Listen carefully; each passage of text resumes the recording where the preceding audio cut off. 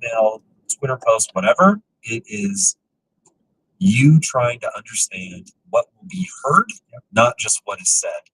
And whether I'm interviewing somebody, whether I'm working with one of my employees, it really is a game of psychology. And so I more or less teach people how to be CEOs inside of what we call Impact Theory University. And I did this high ticket thing for a while. Probably bring it back at some point. But the problem is, the reason that I'll say maybe at some point, even though it's incredibly lucrative for us, what people actually need, meaning what business really is not what they think it is. And so the marketing gap on that, I have not figured out how to get people to understand what, if you want to be a successful entrepreneur, what you have to know how to do is make good decisions. And what people think they need is a great marketing funnel. And you do need that, but that's like down the road, right? And you do need good copywriting skills, and you do need good sales skills. You need to make a good product for sure, for sure. But at the end of the day, you have to be able to solve novel problems. That's being an entrepreneur. And if you can't solve novel problems well, you're screwed. And there really is a way to think through these problems that follows a rubric that you really can teach people. And so I've now been in 3 different industries. The first, important for me to know, the first industry I started, which was in software, I started as an employee, but worked my way up to being a coder. But then the next 2 were companies I started from fucking scratch. And so 3 companies in a row in 3 wildly divergent industries. I built multi-million-dollar companies. One we sold for $1 billion. So it's like, hey, this is teachable, it's repeatable, and it's all psychology. You have to understand your own psychology. You have to understand where you break down. You have to understand when you become little Tom, little Andy, whatever. Like, you've got to understand that. You've got to understand what is the problem that people are trying to solve? How do you show that you have the solution to that problem? And it better be real. Like, the thing you created better actually work. Because if it doesn't, now you're going to be in trouble. So that means you have to be able to see your own perspective. You have to be able to break it down so you're not lying to yourself, so you recognize it's working. I don't claim to have the answer, but we have a similar problem in human intelligence operations. And this is where I believe the public disdain for CIA comes from. CIA recruits us. Another one of the lessons it us is that they recruit us for something known as moral flexibility. That just sounds horrible. It sounds like the book you recommended, right? A billion wicked things has a strong stomach. When you hear moral flexibility, you have the same reaction, right? Oh, that sounds horrible, but it sounds so good. So moral flexibility is essentially the idea that you can you can shift your ethics and your morals around some other objective, right? If you don't have that, if you have strict morals and strict ethics, you're not going to do well in 10 death and operations. You're just not. You have to have flexibility to say, what's your guidepost? Is it protecting Americans? Yes. It becomes, honestly, as again, this is where people don't like CIA. CIA's mission is American primacy. That's it, right? That's the goal. It goes all most. I know that's so out of fashion right now. It is out of fashion. I think it's great. Everybody should want privacy for their own country. They absolutely should. And if you're an American, the fact that we have the freest country in the world, do we have problems? Yes. Are our problems anywhere like other countries' problems? No. It's nuts, man. It's incredible how people lose perspective. They don't gain perspective. They're trapped in their own perception about how bad America is. America's messed up. I'm not saying it's not. We're an adolescent country. In the developmental stages of the country, we're just over 250 years old. I think we're just under 250 years old. We're freaking adolescents. We're teenagers. Of course, we're all fucked up. Right? What teenager do you know that has it all figured out? We've got growing to do, but let's not negate the progress that we've made just because we're not where we want to get. But either way, moral flexibility is this idea that you can change your personal ethics to fit a larger goal. Ours is American primacy. The CIA believes, the government of the United States believes, as long as America is the strongest country in the world is a safer place to Americans. If you don't like the way that sounds, then you don't want to work in the government. Right? We're not worried about the security of Nigerians. We're not worried about the security of Australians. We're not worried about the freedom of human rights in Sri Lanka. That's not our first goal. It might be somewhere like goal 75. Goal number 1, keep Americans safe, give Americans every opportunity to succeed in a world that's dominated by the United States. It's going to be dominated by somebody. Exactly right. So this idea of moral flexibility is a big part of what CIA recruits us to do. They recruit us because we have moral flexibility to make that American primacy mission happen. And then they also teach us that when you are engaging with somebody, a target, and that target has potential value to the mission, sometimes you have to veer from your own ethics about dealing with people to meet them.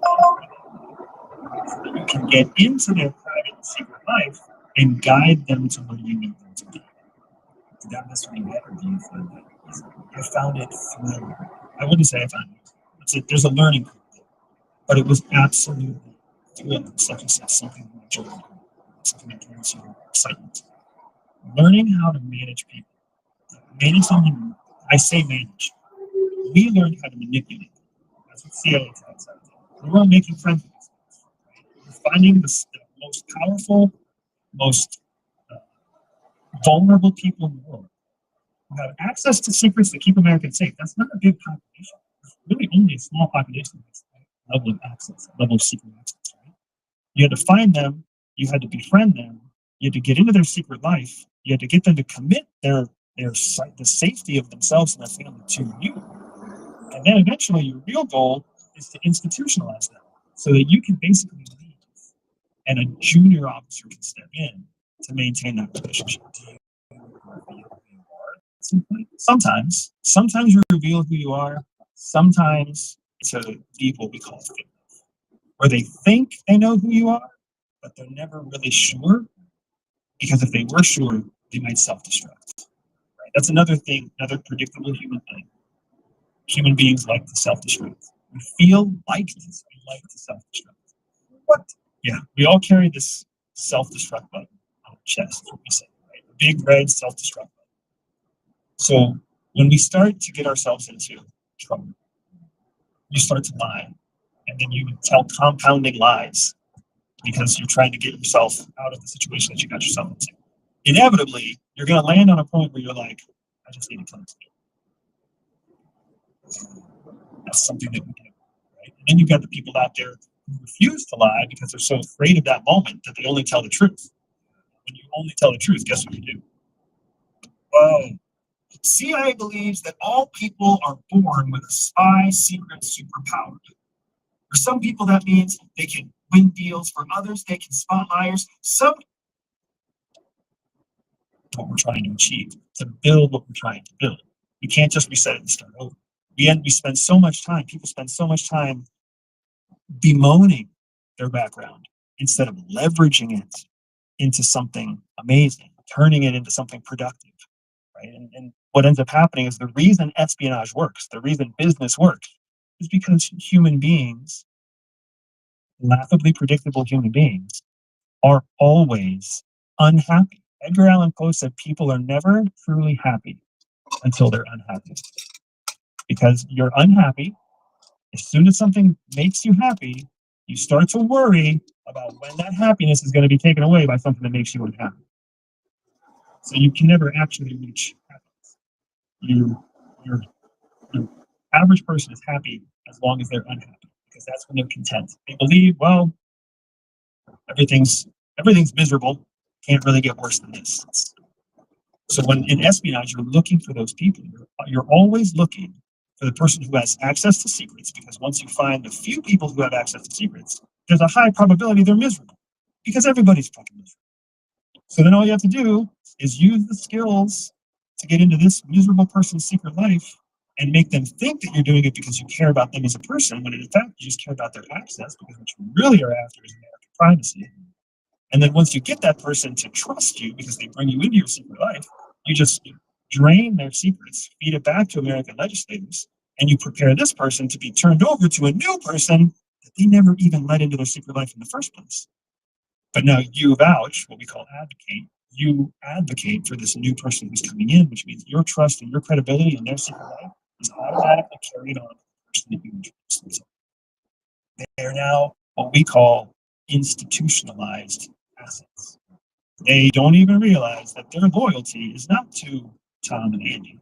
Their loyalty is to CIA. They don't realize it. All while keeping their hand off the self-destruct button. And because you're keeping their hand off the self-destruct. Because you know, remember how I was telling you sometimes we leave them a fig leaf? I'm sorry, I'm just rolling here, man. If I'm cutting you off, interrupt me anytime. When a spy realizes, oh shit, I'm giving away secrets, what they think to themselves is, I need to go tell my boss, I need to go tell the police, I need to go tell something, because if I'm caught, especially in the countries that we steal secrets from, if I'm caught, they're going to kill me, they're going to kill my wife, they're going to kill my kids, they're going to kill my parents, they're going to make us all a public spectacle to make sure that nobody ever does this again. So they're stuck between a true rock and a hard place, because they think to themselves, if I self-admit what I'm doing, I might get killed. If I keep doing, if I get caught doing what I'm doing, I might get killed. So the self-destruct button they have is to pull away from you, to like go into hiding, and then potentially to leak it at some point in the future. So then you lose access to them immediately. 2 years down the road, they still self-destruct. They still tell somebody, hey, I was talking to American, so we gave him like the codes to our nukes. And I realized that maybe I shouldn't trust them. Somebody reports them anyways, and families get killed. We have to protect them from their own natural instinct. So a big part of why we continue to meet with our assets is so that we can constantly cultivate and train them to resist that urge, right? There's no resetting. How do you get them to resist that urge? It's good. Yes. I care about you. Positive reinforcement. What you're doing, nobody spies. Nobody spies for the reason they think they spy. Just like you were saying, people don't want to know about business. People don't want to learn what they need to learn. They want to learn what they want to learn. I'm totally massacre your own quote. But people don't spy for the reasons they think they spy. People spy for what's known as a core motivation. Right? We call it a core motivation. And there's only 4 core motivations. And they fall into that we call RICE, R-I-C. Rewards is a core motivator. Ideology is a core motivator. Coercion is a core motivator. And ego is a core motivator. Those are it. That's all you got. Every human being is driven in every decision by those 4 things. Dude, I love these rubrics. These are fantastic. So when you recruit somebody, when you create a spy, it's all based on one of those 4 areas. You just have to know which of those 4 areas is most relevant to that person. And you'll know which of those 4 areas based on what you know about their 3 stages of life. So this person is ideologically driven, this person is ego driven, this person is reward driven. This person won't do something unless you hold a gun to their face. You just know it, right? And then you test it over time. So when you are managing and handling a human asset, they're a human being. They think that they're giving you secrets because you're their friend. They think that they're in some kind of trusting relationship. Now, maybe you're their friend who also pays them. Maybe you're their friend who encourages them to believe in the power of democracy, and they're in a communist country. Who knows, right? So you're feeding them whatever their core motivation is, but you're also inside their secret life. So you've got the loyalty piece covered, the human response to loyalty, right? The human response to being in some secret life is that loyalty. You got that, but you're also feeding them on an incentive basis by hitting their core motivation. So that's the magic 1-2 punch. So that's how you keep someone resourced and charged so that they don't ever press the button that's waiting for them. That self-destruct button is always there. It just takes one bad day, one bad decision, one moment of weakness to press it. All you got to do is prevent people from doing it. Do they believe if they press that button that they'll get more lenient treatment? Yes. You believe that too, man. You've had that conversation in your own head where you're like, if I just come clean, if I just admit the truth, if I just share whatever, right, then it'll be less bad than if I don't. There must be something true-ish about that. Do people actually, like, I'm trying to put this on the scale of, like, they're going to kill my family, everyone I know and love. That's so heavy, man. And humans can be gnarly in the extreme. Do they actually have that? Or is this like a fool's errand? It's a fool's errand. It's a fool. When you're in a place where that's the risk, you got it. Like, you have to look at everything through a lens of cultural norms, right? In a country where it's a norm to make a public statement through the mass execution of a family line, that's a country where family name carries a lot of weight. Asian families, family names in Asia carry an incredible amount of weight. Japan, we were just talking, what is Japan all about? Honoring what? Everything. So to bring dishonor to the family name is such a heavy thing that the self-destruct button those people might press is execution. It's just suicide. You know what happens if your asset kills themselves? They stay secure, but you lose a source of information. So you can't let that happen. Right? There's lots of different versions of the self-destruct button. The trick is the mission is to make sure that they never think that self-destruct is the best option. It's always an option. They always remember that's an option, right? I certainly went through a phase in my life where I was thinking dark, suicidal thoughts. Many people do. In CIA In that 13 to 25-year-old pubescent Andy, there was absolutely like dark nail polish, like I don't like my stepdad. My mom doesn't pay attention. My sisters are the favorites. You know, I was running into racial issues at school. Like, there's all sorts of stuff there, and you should certainly have those thoughts. Where you're like, what's the fucking point? Like, is this really worth? No one's even gonna miss me, right? Like, the amount of people who have had those thoughts is surprisingly large. It doesn't mean we take action, right? It's an option, right? It's not really a reset. It's not. You're not starting all over again. You're just ending what you have. When people are thinking about smashing self-destruct button, is it normally to confess, or is it do people kill themselves? It's normally to confess. Confession is. This makes me sound like just an incredibly horrible person. Confession is the worst of the two options. International? From the point of view of the because if someone confesses, then they're no longer providing information. But they're also potentially admitting that you are the one handling it. So now that brings a whole world of handling. Plus, if someone starts to investigate you, then how long before they start to take part in the network that's in that country or the field? And now all of a sudden it's secondary and tertiary levels of risk. So confession is our worst case scenario. We would rather an asset self-destruct or just go dark. Dark meaning they just shut themselves after a while.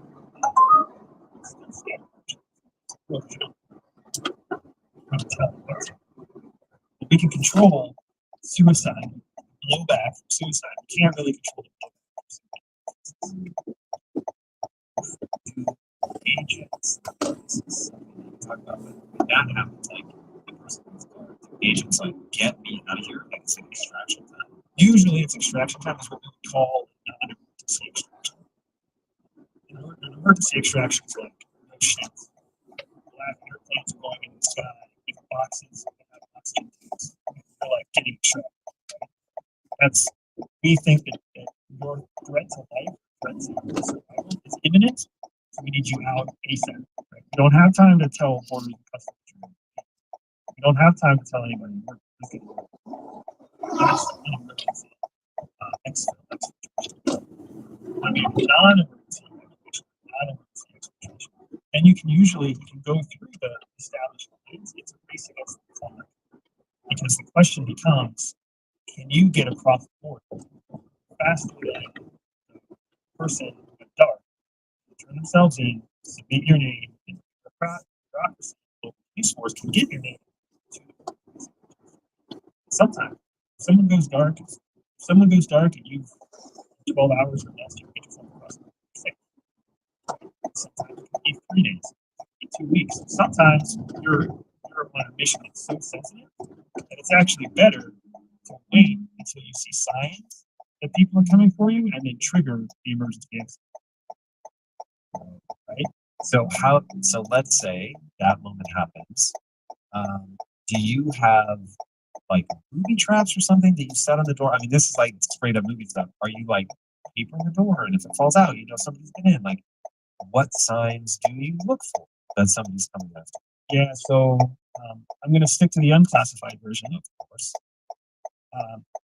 So, generally speaking, when you think that you're under scrutiny or advanced scrutiny, you are looking first for some sort of active surveillance, because The dude who lingers too long outside your apartment. if they're what we would call a bumbling surveillance, then yes, a bumbling surveillance exists, right? It's different levels. So let's reverse engineer. You've got an asset. The asset knows asset turns, you win. Well, now the question for the local police force or the local intelligence service is: do we wrap up the person that we know is collecting secrets, or do we observe the person who's collecting secrets to see who else are they collecting secrets from, and who else are they meeting with to report their secrets to? Because now you have the opportunity to unfold an entire network.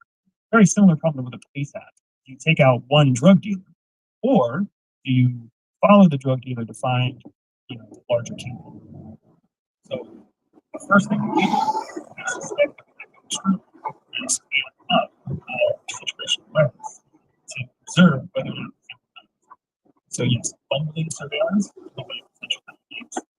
Usually, bumbling surveillance exists.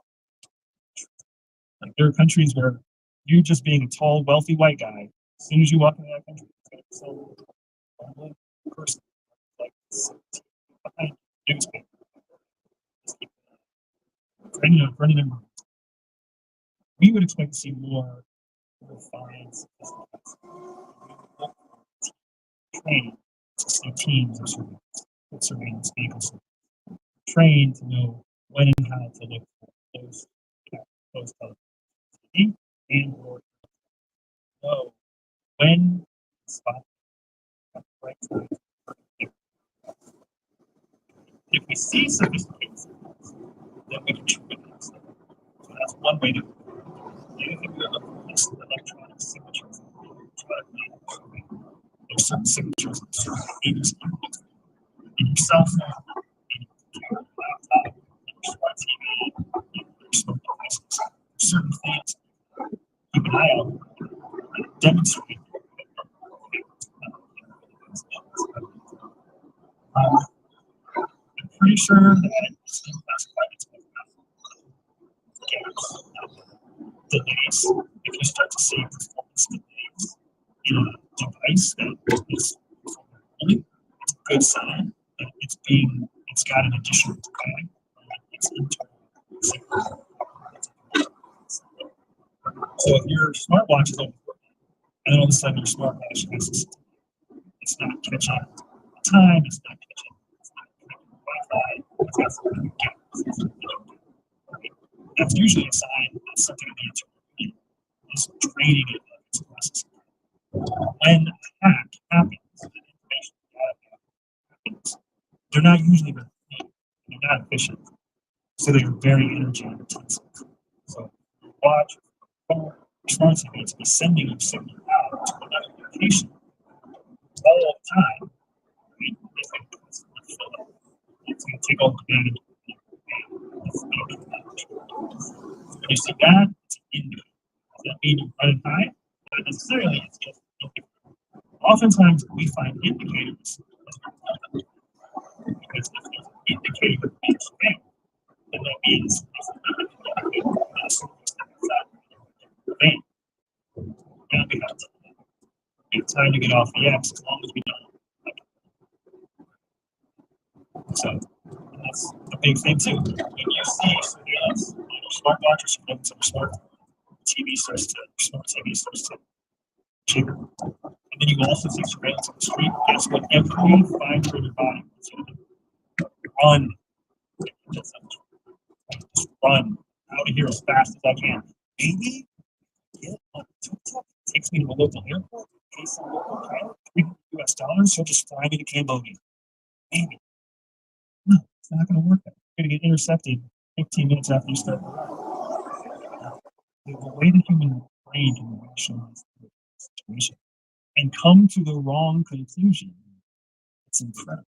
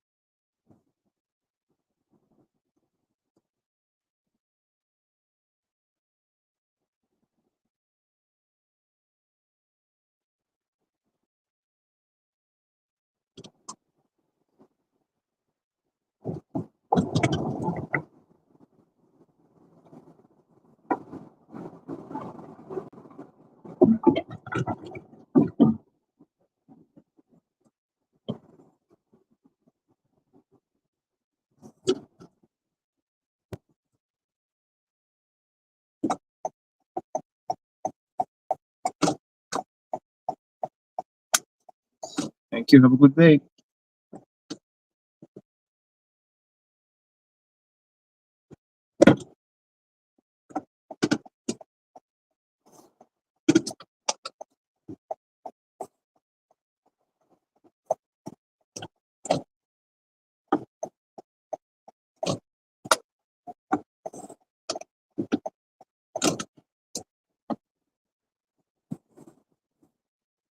Thank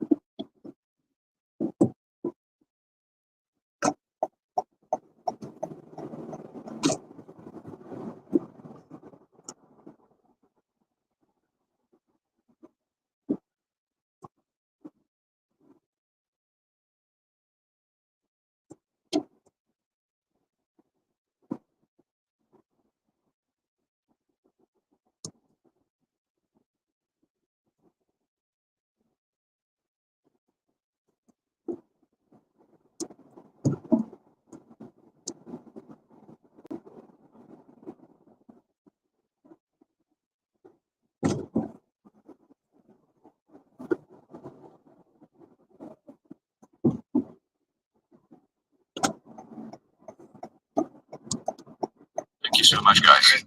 Nice talking to you again. We'll get back to you shortly. Maybe here. Yes. Man, everything went berserk on my side. I don't know if it happened on your side.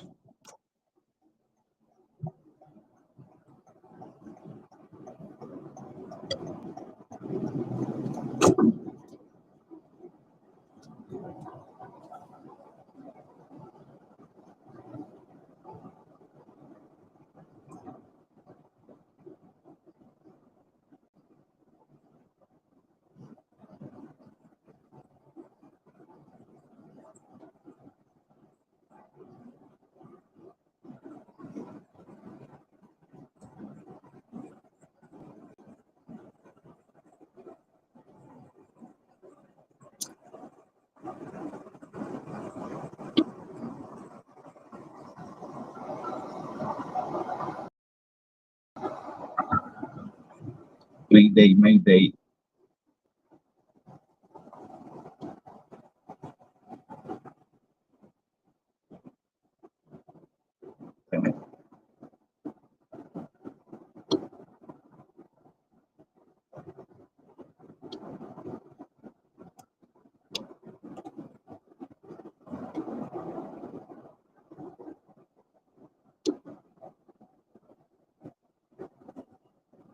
Back to normal.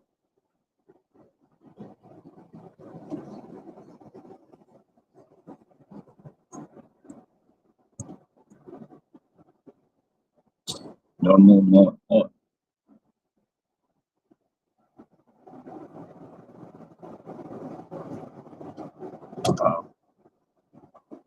Impressive. I don't know, for a few different years. I simply built what I have there. My time to come jump in and expect the verses coming out since the hillside is opening. So I finally got my property ready to go into there. Other than that, I'm just one of those solid community members. I'm one who believes that support can be free. It does not take your finances. A like, a retweet, a post, even just saying hello to spread the word on to a broader community of yours can also benefit any one of us in this ecosystem. But other than that, that's just a little bit about me, man. I don't need the shield right now. Exactly. Oh yeah, if you don't feel like it, don't feel like you have to, but we always love to hear about the person behind the accounts. you're sitting hopefully better like that. I mean, I'm actually happy to Java, man. I've been wanting to get you know you myself, so I gotta say, appreciate you coming up here and introducing yourself, man. Well, yeah, sometimes it's best just to get to know the person behind it and not just the project itself, because I can try to sell you something like, hey, go buy my NFT, but, how about you learn a little bit about me and what I do, and, that's like the most recent thing that I've done in my own life. They always tell me I'll send it higher.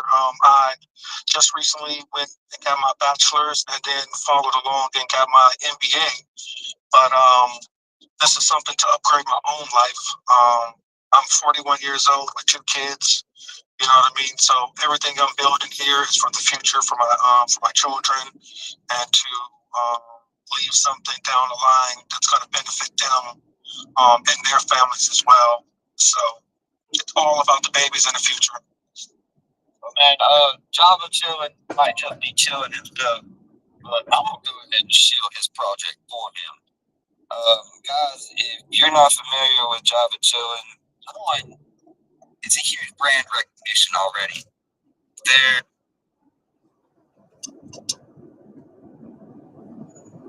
Oh, got to cut out anybody else.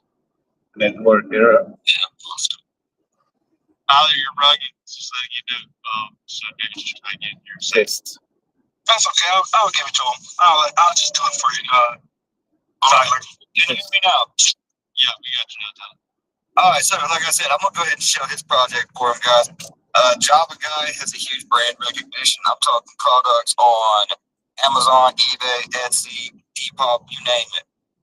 There's stickers, t-shirts, hoodies, jackets, cups, all over the internet. So there's that huge brand recognition that a lot of people don't know about. He might. Test 2.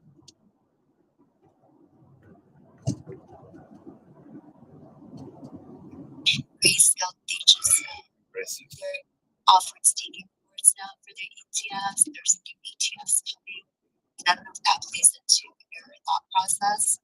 And technically, I think it's supposed to end this month, right? Like the first cycle. So if people are taking profits because they're used to taking profits and they're rigid by that schedule, I feel like they're going to have to buy back in. And there's the momentum that we're seeing, and if it continues, so I think it's kind of bullish. I think there's been some change. It's just 2 countries are fighting over how much Bitcoin they're buying, how much crypto they're adding to their portfolio, how fast they can adopt crypto. It's just a totally different market now. So, and then in America, it's like all the 401k money that hasn't been accessed yet. So I just think there's too many bullish things for the cycle to top out like this month.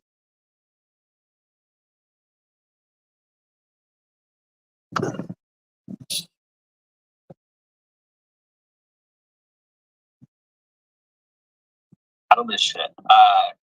It's just catalyst by too much institutional money that is still coming into the space and looking for exposure. So I mean, I don't know. There's the thing is nobody really knows, but I mean we can always plan accordingly. So taking profits and just kind of watching how this does kind of play out. Like having one thing that I did see too is Anson's poll earlier today where he's just like what are the percentages people amount that people hold BTC in their board, and it was just bro, significantly. Bro, I was just bro, there's no way this amount of people hold 0 fucking BTC or have zero exposure to BTC. But the reality of it is most people have leveraged themselves, just kind of playing meme coins and alts and haven't really been stacking up their BTC or whatever they consider sort of majors that are holding because they've seen all these people talk about these crazy outsized returns with meme coins, for example. So they're just kind of looking at perps now, meme coins, trying to catch these gains without setting themselves up for the future, which I'm just it's kind of disgusting to see. But I mean, I don't know if anybody's You gotta have enough money to play that game. that is true. Let's just be honest. To hold a Bitcoin, you gotta be sitting pretty well in fucking life and then accept market average returns, maybe better on a good one. I don't know, I think fucking, fucking pessimistic, but if you got fucking the QAnon fucking calling October 6th at the fucking top, make rape coming back to fucking boost everybody's fucking little weird fucking numerology shit. And then, I mean, what's the dates, bro? Oh yeah, what could go wrong? Yeah, it's 56%. I just looked it up. 56% said they would serve Bitcoin. 0%. Is that? It genuinely blew my mind. Like, especially when I was coming in last cycle, people were the majority of the space had exposure to like the BTC, the ETHs, like all these different things. But the majority of them did still hold BTC that whole time, even if it was like a smaller percentage of their port. But now it's just like, I don't know, it's not the norm to have a majority of your port in BTC. But like Al does bring up a good point. You have to make money, at least in this space, take these crazy risks, stack up your port before you can even start caring about holding BTC or setting yourself up and just sitting on these gains, to be honest, on like an asset like BTC. So At $25,000, what do? You hold fucking 0.2 Bitcoin, or you're investing somewhere else? Like, I'm not even saying like different coins, different anything, but like if you have $25,000 in disposable fucking investment income, why the fuck are you buying Bitcoin? Like, that's just the reality of it. And that's 25,000. Let's be honest, having crypto fucking Twitter is on Bitcoin for $25,000. That's just reality. It seems like there's really sides that higher space, and eventually they might rotate into Bitcoin. It's like that's for a lot of people if they're not holding Bitcoin, but they're still looking for a place like one. Because yeah, Bitcoin's key, but where can you find other multiples? And I'm also playing leverage on it. Like, call it what it is. Like, half these people think $1,000 and 100x fucking Bitcoin at a spot where they like it. It's still probably better upside. Like, I'm just saying, like, to hold a Bitcoin or a half a Bitcoin, like, you're still like top 2%, 3% of America right now. Like, and that's not counting like world, etc. Like, I don't know, dude. I don't have a fucking ton of friends in like the normal world who just have like 50K, 60K laying around for a half a Bitcoin without like worrying about other investments. I was definitely that way last cycle too, and so I understand how a lot of people you want the bigger upside. Bitcoin sounds expensive, but then I don't know. At some point, a couple of years later, I just realized it is like safe, and I feel like it is, this future asset that I can sort of trust. And I've been scammed by so many other tokens at this point, including just last week. That I'm like, I like my Bitcoin. I like it. But you liked it at 2 years ago price. Yes. Like that. Like if you were 2 years ago and Bitcoin was 125, are you buying Bitcoin? Yeah, probably. I mean, no. I like at this point, no. Yeah, that's my whole point. That's the whole thing about everything. If you're not buying it today, then you shouldn't be holding it. Like that's kind of the logic to it. I'm not saying whatever Bitcoin can go to fucking any amount, whatever it is, go to $10,000, go to $1 million in the next 10 years. It's irrelevant. Like there's still better opportunity. Like if you're sitting with $1 million in investments, like sure, hold a Bitcoin, hold a couple Bitcoin. But like if you're not playing with that kind of money, like there's way too many people with too much of their net worth held up in coins.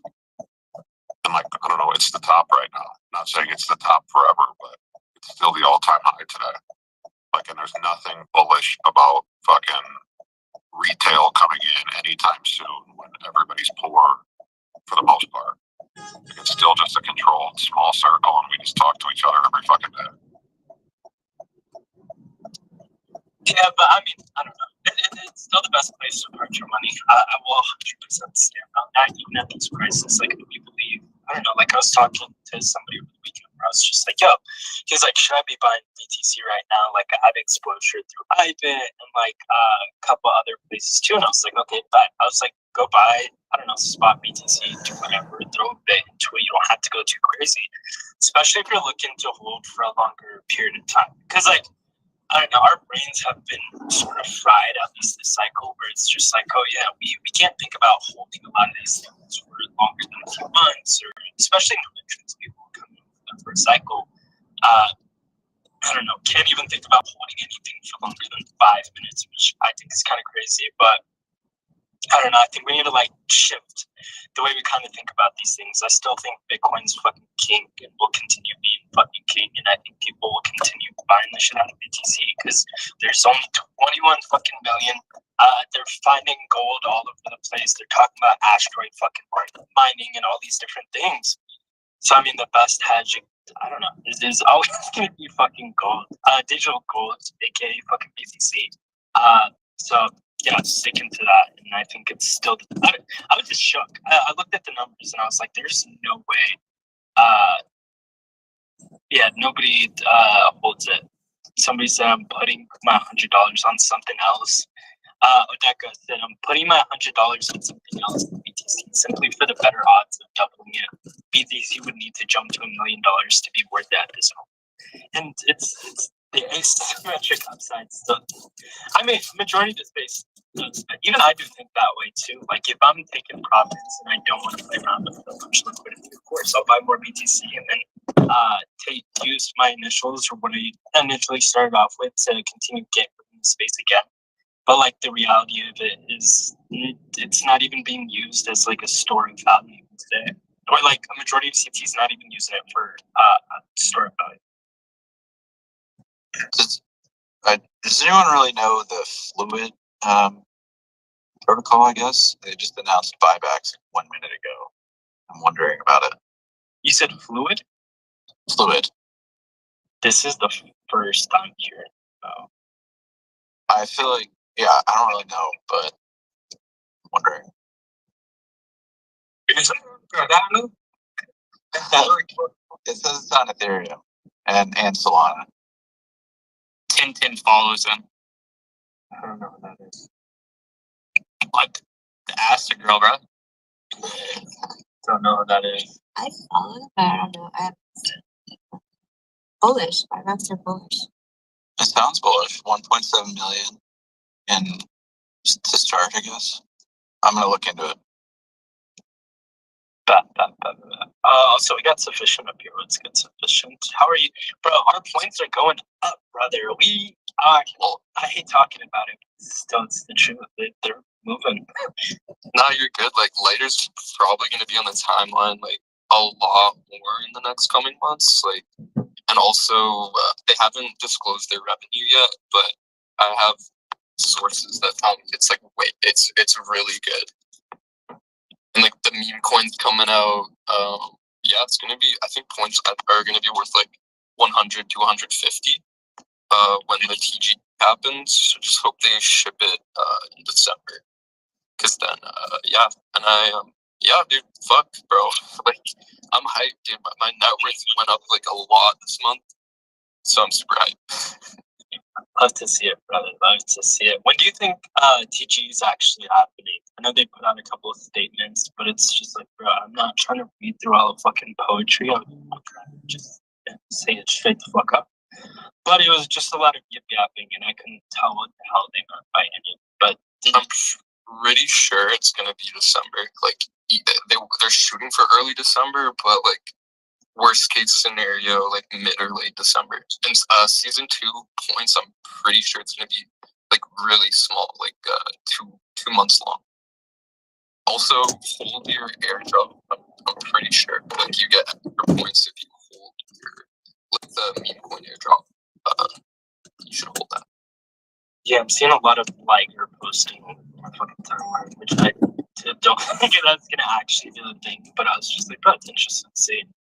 It actually might be. I think Vlad did some like hint for like Liger meaning it, but I'm not sure. The other options are decent, but it doesn't really matter too much. But I think it's gonna be the Tiger thing. Yeah, looking forward to it. There's a lot of people who are early to that, and if they do end up, I don't know, rewarding a lot of people. Like, there's been a lot to kind of come out just in the last couple months with them, and how they kind of even changed up their front page with like Founders Fund and like all of it, like literally just putting everything on the fucking table, just showing that they really got it like that, which is Yeah. kind of nuts, kind of nuts. Did you see like Robinhood and Palantir like CEOs were like quote tweeting? That shit was pretty bullish, man. And like people don't really see the upside that I see. Like I think they could compete with like interactive brokers, NASDAQ, Binance, and Hyperliquid like all in one. And if they have zero fees on spot, it's actually gonna like disrupt the market. But we'll see. Like I'm bullish. I'm excited. I'm gonna like sell a bunch at TGE and then like take a long and then hold like a moon bag to like 10 or 15 bill. Are you like anything random?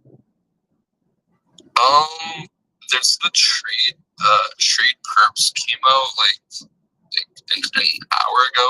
I got on the wait list for that. You have to have 5 million volume, and it's I think it's hyper. People are speculating it's hyper units perp dex or something like that.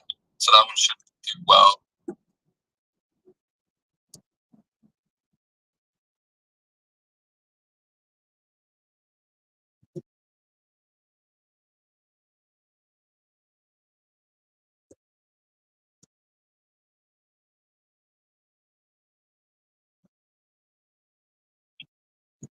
Let's go to the line. Oh, so you kept eating this Korean chicken. I went like the same place like 3 days out of 7. It's based. I mean, like when you're traveling, like what would you go to the exact same restaurant like 4 days? What do you try something new? That's so Like that's so American. I found something that like I really liked. It was like very good. So why not like eat it again? Just have it once. I mean, it was good, but they had it's a big city, you know. They just don't have one restaurant. That was weird. Maybe I found like the best one, you know. No, you didn't. It was a mid restaurant. I mean, it was okay. So what was your exact order? I'm curious. It was like everything chicken heart, chicken leg, chicken wing. You didn't eat chicken heart. We the second day and the third day. No, She's got That's just okay, went but that's normal. and say it's Korean food. it is normal. What you say else? I said you just went to Popeye and say it's Korean food. Yeah, did you go to like a fast food Korean spot? He just went to KFC the whole time and then came here and told me like The only like franchise like restaurant. I mean, I would. Oh, it was like a chain. It was a chain. Local restaurant. Oh, okay. That's good. No, it wasn't a chain. It was just like a Korean barbecue place, but they specialized in chicken. It's just chicken Korean barbecue. It's just weird. Like Korean barbecue is not even chicken. It is like pork mostly. Wait, beef. No, they have beef, but most of it is pork, and they have beef too. Like pork belly. True.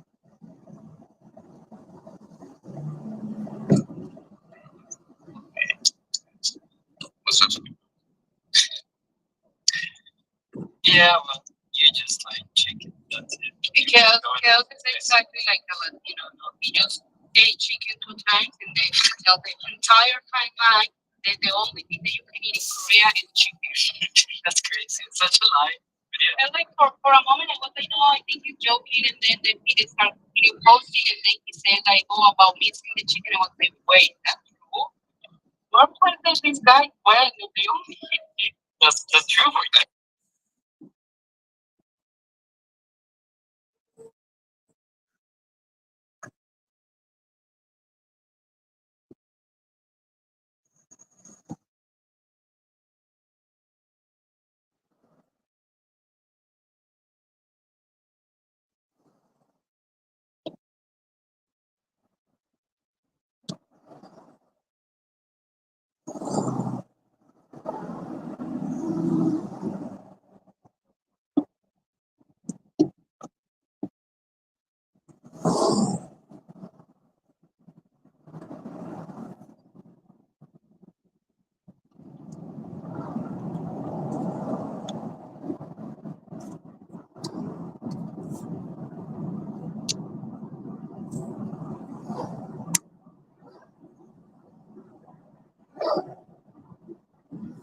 it's very humid and hot. Like you looked around, you're getting sweaty all day.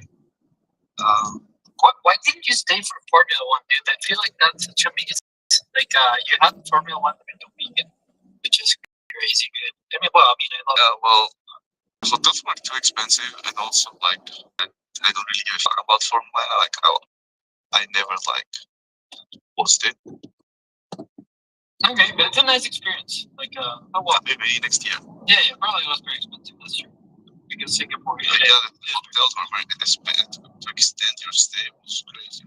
How much was that? I think $500 or something like that. Because when I checked, it was like $500. Yeah, I mean, like depends. You can find from 250 to 1K. Yeah, I saw the 1K ones. Like, I saw like a couple mid okay 4-star hotels, like at $500, $600, and I was like, dude, this is too expensive.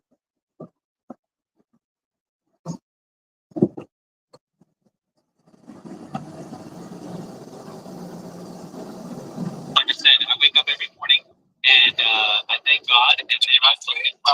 I look at my list. I know, No, we're not talking about that. Oh my gosh. But how to know they love you and not the idea of you? And therein, and that is the question, is it not, Mrs. Shakespeare? Who knows? You know, they definitely love the idea of me. But What the hell is an idea of you? What are y'all talking about? The personality that we all paint online is an idea. It's not the reality of I want to know what idea I'm giving y'all about me. What idea? Even you. Didn't you just come into the space the other day and say, I have found a realization. I've discovered that I may not be, what was it, like, easy to be around or like the nicest person? I never said that. You're wild. You are wild. Everyone loves being around me. Look at the title. Why do people love the idea of you, but not the reality? People love the reality of me. That's all I can say. That's all. You had like a 20-minute phone call with Wealthy and then came in with this epiphany about yourself. So like, no, this definitely happened in the space. It's recorded. I mean, I don't know which one it was, but it's definitely in there. And that's what I'm saying is like the idea of us is not necessarily the reality. And we're pretty good at painting an idea on social media. So it's like you can love and confine because he looks confident, but then when you know him, you understand that he's narcissistic, and so you don't love the reality of him, but you love the idea of him. That would be like an easy metaphor. I mean, I don't agree with that metaphor, but sure. Now we have to this would be a good time for the disclaimer. Like, she doesn't really mean that. I agree with that. No, okay, Anya, go ahead. I was just gonna say, like, I put the disclaimer up on the Jumbotron.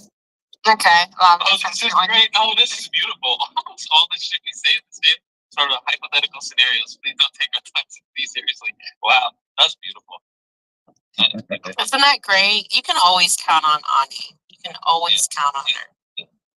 So I talk shit to say the truth in real life and on this app. So I don't know. You know, Jeremy, you're probably the only person that this does not apply to. If you are who you are, and in this space, when they Absolutely not. Miss G, look, this ain't no idea. I need Miss G to be a reality. Okay, Becky, I can confirm.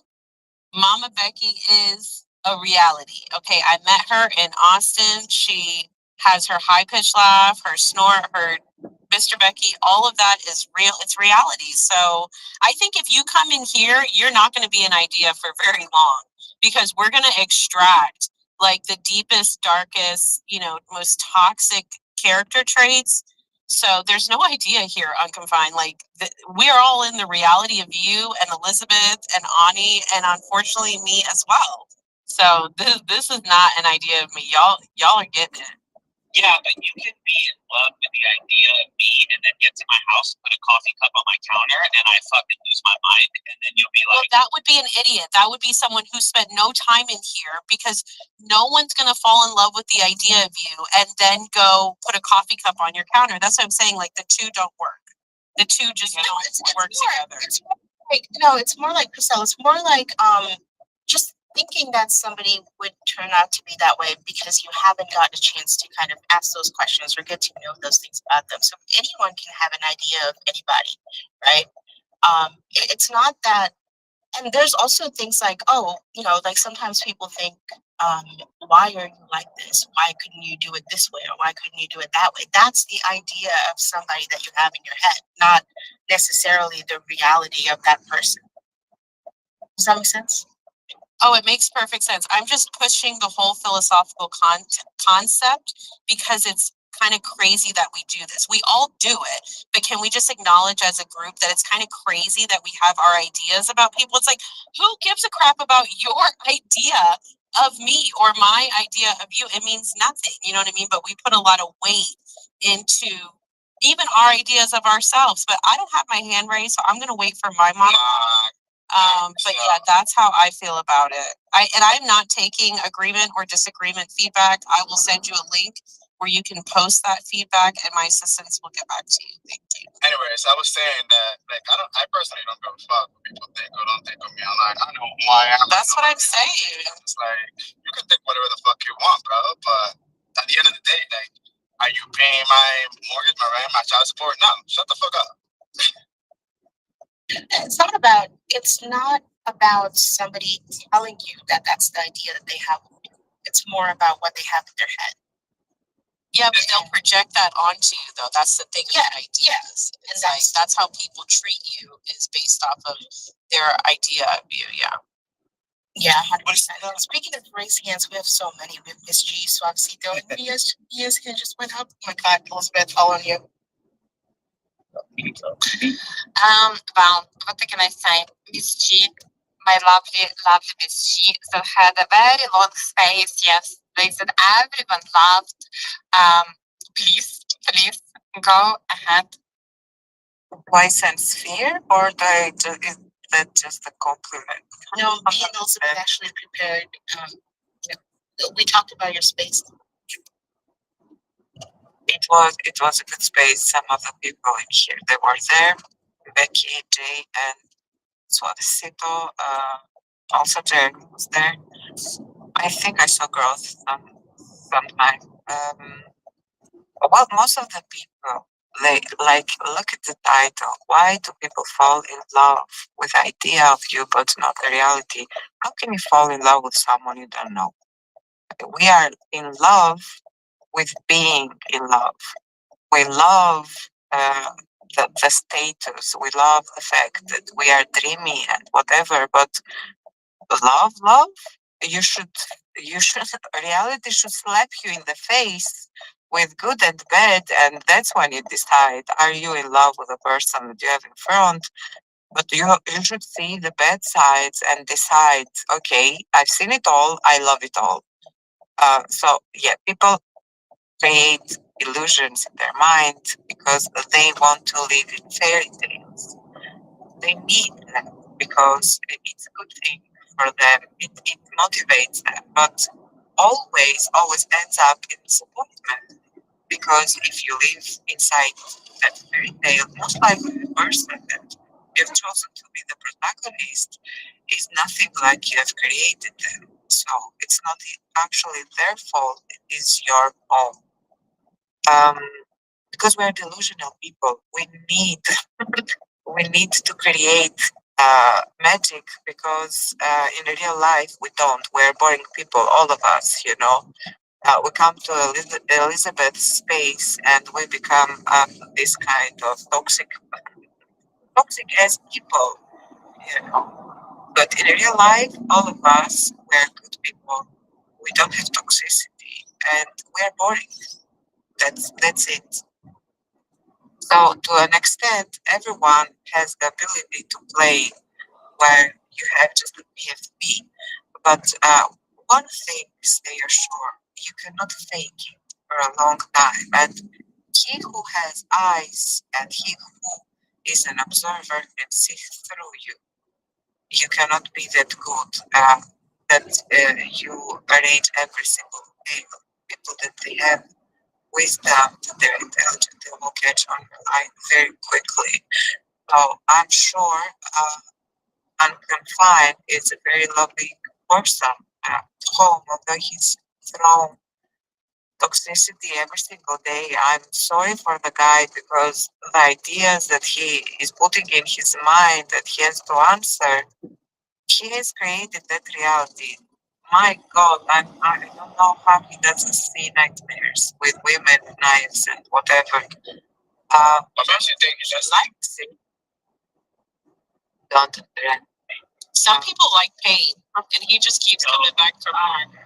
No, this space ruined anything me ever getting back to the relationship again. And Elizabeth's goals have been look. he has already lived 100 lives, you know, with 100 women. And so did we. Like, I didn't even know that this kind of scenarios would happen in real life, but listening to Elizabeth, now I'm weary of this kind of women. Where are they, you know? Stay the fuck away from me, please. Because I don't play with that shit. Maybe I'm the sweetest and the worst woman in this app because I don't have a gray zone. I am either the sweetest or the worst you get in front of you. Like I don't have a transition state. I go from 0 to 100. And if I would see a woman like that go at unconfined, although I don't like, I consider him someone that I care about, but he's not actually my friend. But if I would see a woman behave like that to any of the guys, like, bitch, you know, this is the last time you're doing this. Enough. Anyway, so these people, don't be delusional. You have got to have a little bit of reality once in a while, just to steer it down, you know. Yeah, maybe you want the funny phase, the honeymoon phase that everyone, when you get to know someone, and you want to believe that you found the magic that you were looking for, the knight in shining armor. Slap yourself in the face and stop looking at things how they really are. Chances are you're gonna get actually positively seeing that person because reality it's what it is. Afterwards, you have to explore and you're gonna find things that you did not anticipate, but they're gonna be there, if that makes sense. So women tend to do this. Guys, they fall in love with the idealistic woman, and once they know her, they separate what they thought she was with who she really is, and they're still okay with it. So we women, when we fall down that path, if you fall down, we are already looking for another guy because you don't feel the criteria anymore. So we want excitement. We want gentlemen. We want humorous. We want beautiful. We want sexy. We want this and every, like, make me happy, but be also the comedian, be also the provider, be also the carpenter, the this and that. I don't know. Like, there's a long list you got to fulfill. You are a guy. Good luck. Good luck. You're gonna need. Misty, what's your king dragon? I don't know. He's not my dragon anymore. He does not answer to my DMs, so he has been demoted. Oh, And no longer my. I agree with that 100%. Y'all know people are out here playing, not responding to some text messages and DMs. Like, you will be cut off. You will be cut off. I actually have said in a previous maybe a long time ago, I give people 2 chances. Okay, he already had messed up once. I don't have anything with him, but all this I don't tolerate disrespect, and I think it's disrespect. So support him as much as I can, but I don't tolerate disrespect. I just want the dragon back in space. He's like, you know, the reason why space is always start well. So that's all. But Miss G, you support you because what the woman is always right. We are not healthy. There is not a single chance a man is right. Anyway, I said it. I feel better. So before we go to Mia and to Solicito, I just wanted to check, Kevin, are you with us? If there is any chance? 1, 2, 3, 4, 5. No. Okay. I could have dropped him. Actually, yes, I'm just gonna drop him. Yes. Anyway. All right. So, Solicito, please go ahead. You know, everybody, every single person, all of us, we don't present the same to everyone. Nobody is consistent. Nobody. Right? You all have different faces, your kids, your siblings, with your parents, with your lovers, with your blinders, not.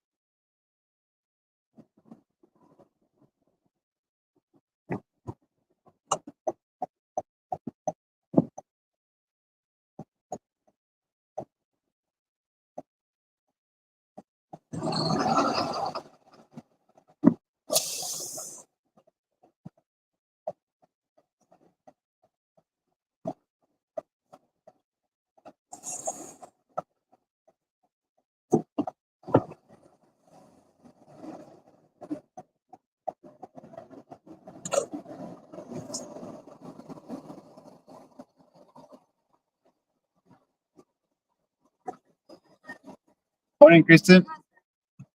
How are you? Thank you. Going to Karimba? We'll be there in less than 40 minutes. We'll be there in less than 40 minutes. Let me know if the temperature is okay. It gets cold. I can change it.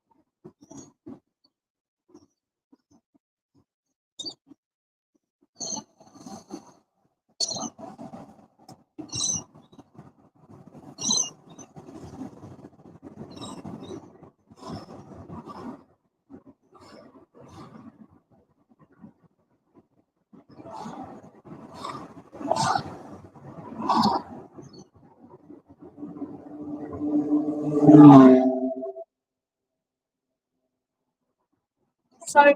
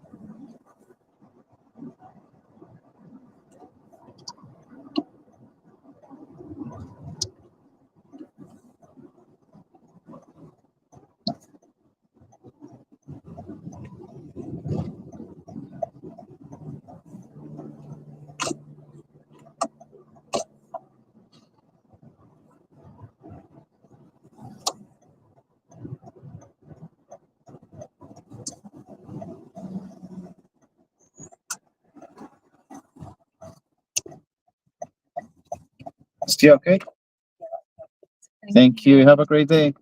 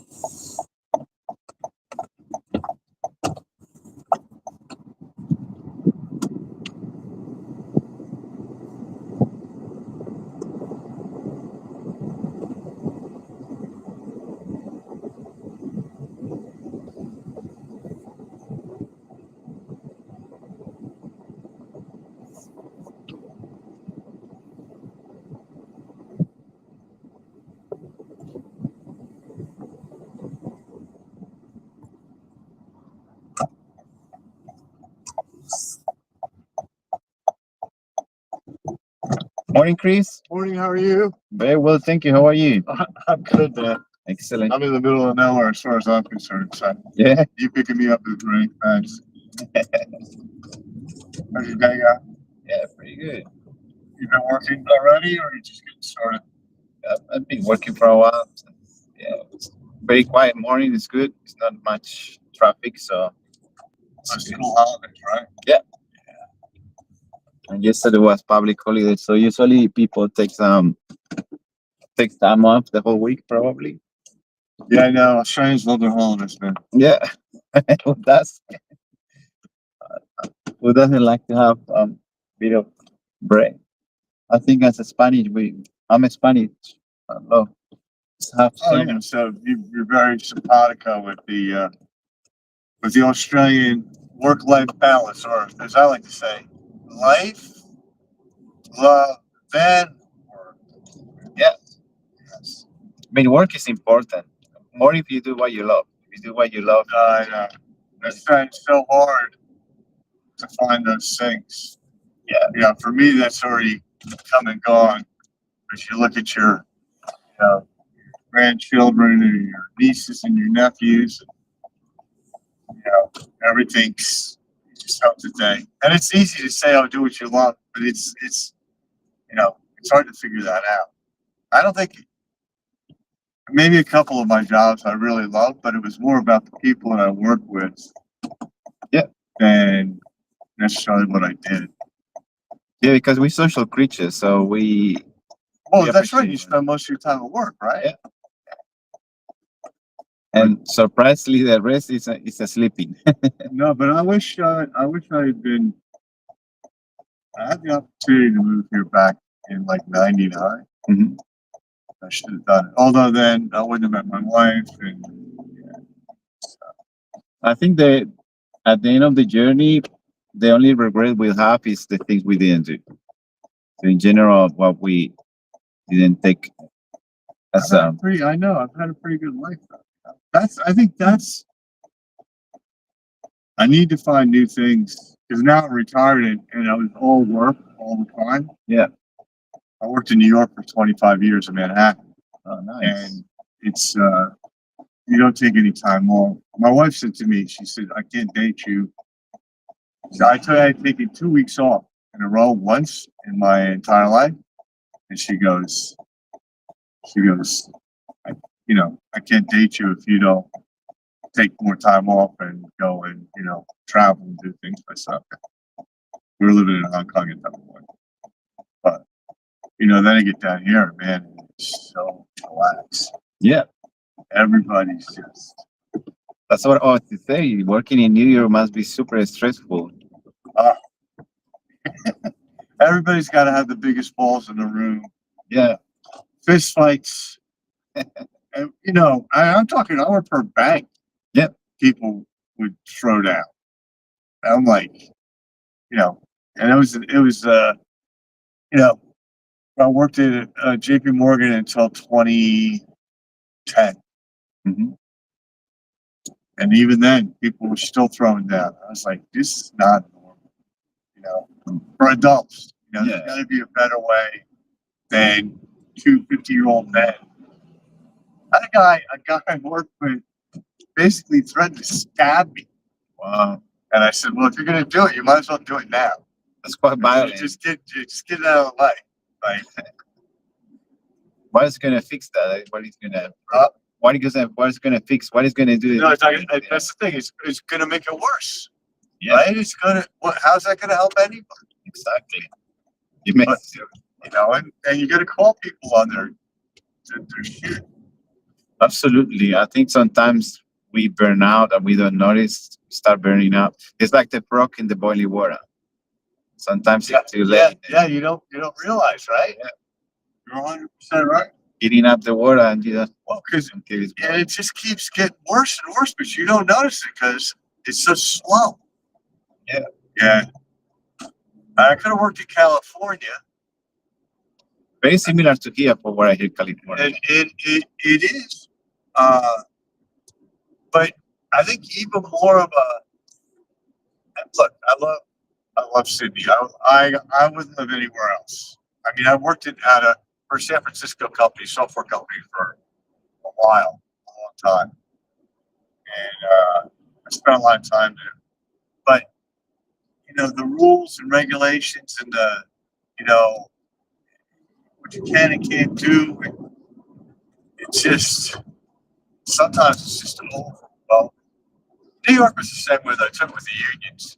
Yeah, I remember once I was at Goldman. I was at another bank, and we had set up. We had our own office for 4 people. One of the phones was working, and one of the chairs was broken.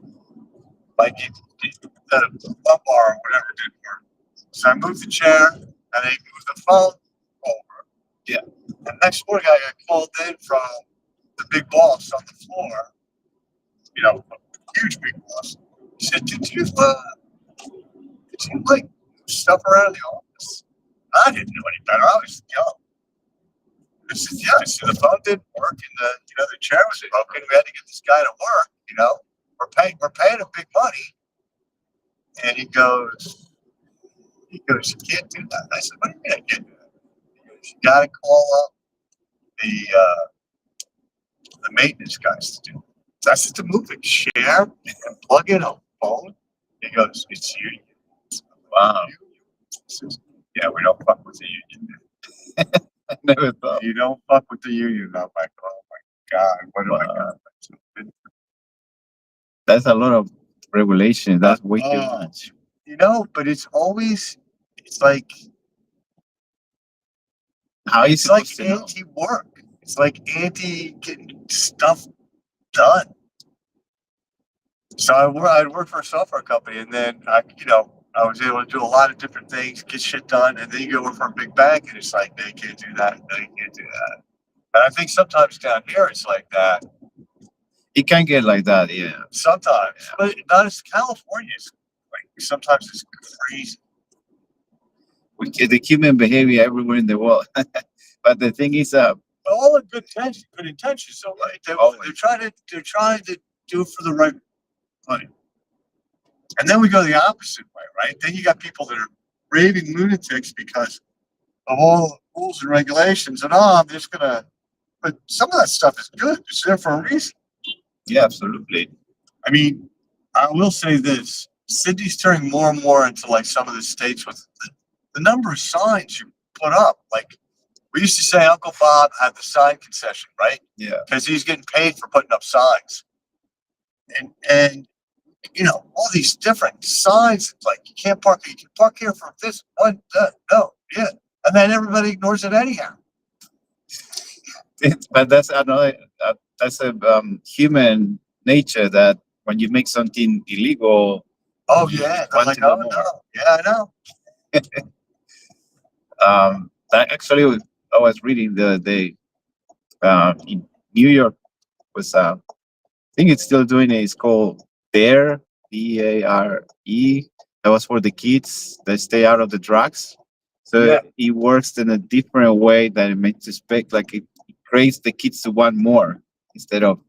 Is that right? Yeah, that's kind of reverse psychology because why they make it illegal? So they're educating them on drugs, and they're going, "Hey, you know what? Why that not? Sounds pretty good to me." So that's I can understand. Yeah, and so that's why it kind of not flawed, but it didn't go as expected that way. So I was out. I was young. I stayed out past the time my parents said I could stay out past.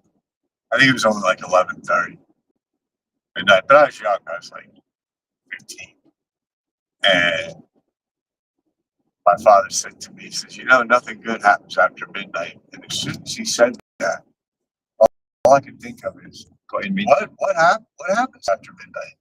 What do I miss? With you after midnight. And I also learned that I get a lecture and I get punished, but you know what? It's better just to stay out than to call and get yelled at at night in front of your friends. And but I was a bad kid. Not a good kid. I'm lucky I had a great mom. Very patient, always loving mother. Real love. Mom's love is the only real love that we get. Oh yeah, my father's so The fathers do love you, but it's different love. It's a tough love. It's a way to show you that you gotta be strong.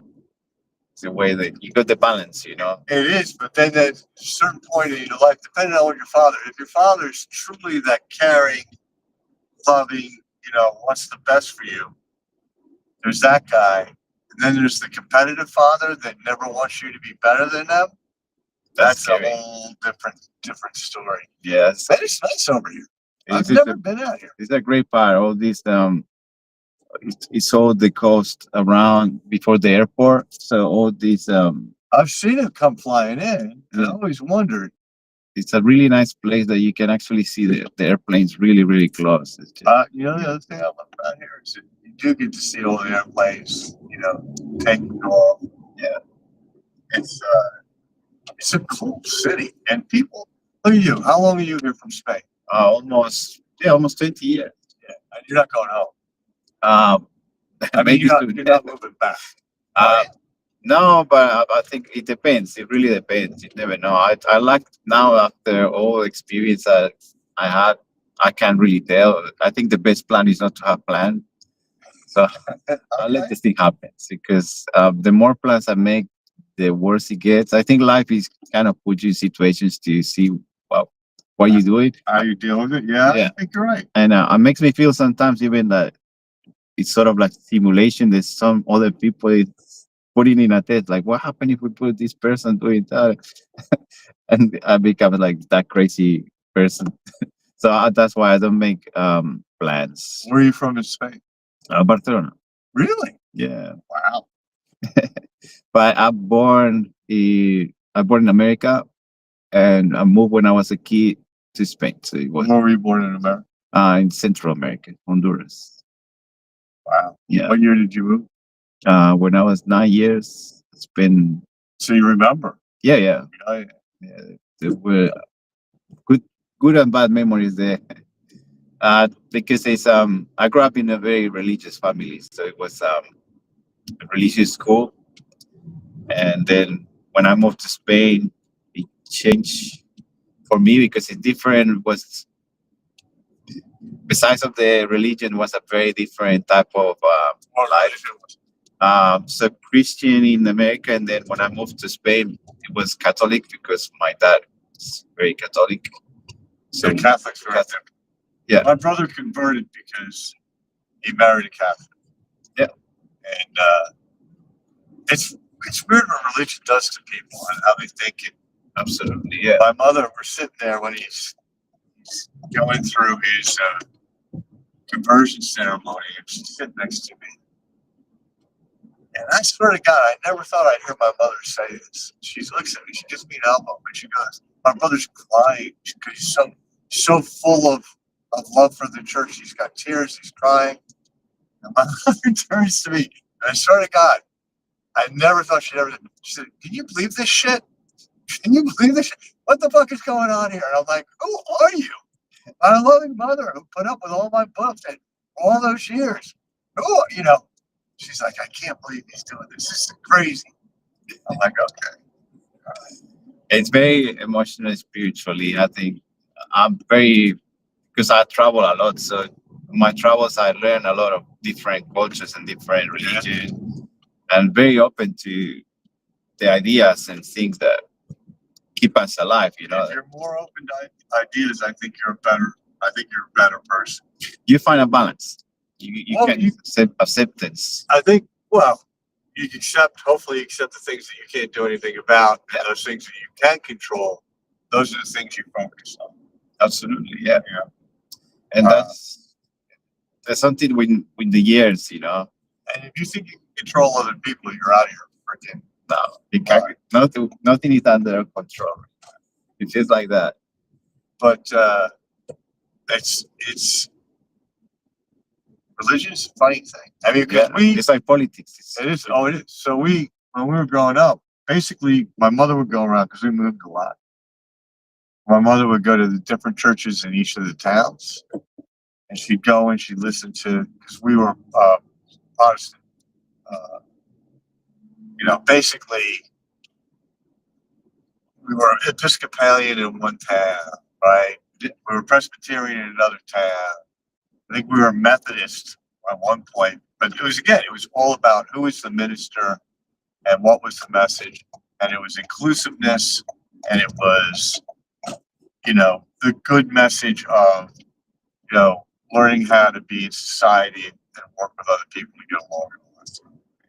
Yeah. And I have so many of my friends are anti-religion, and I understand why, because some bad stuff that comes out of politics, out of religion, everything else.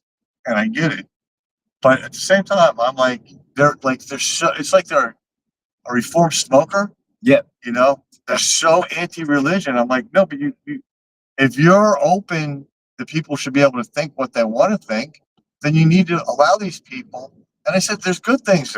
By the way, 10 Commandments, those are good things, like to grow up. Don't cheat on your wife. Don't steal.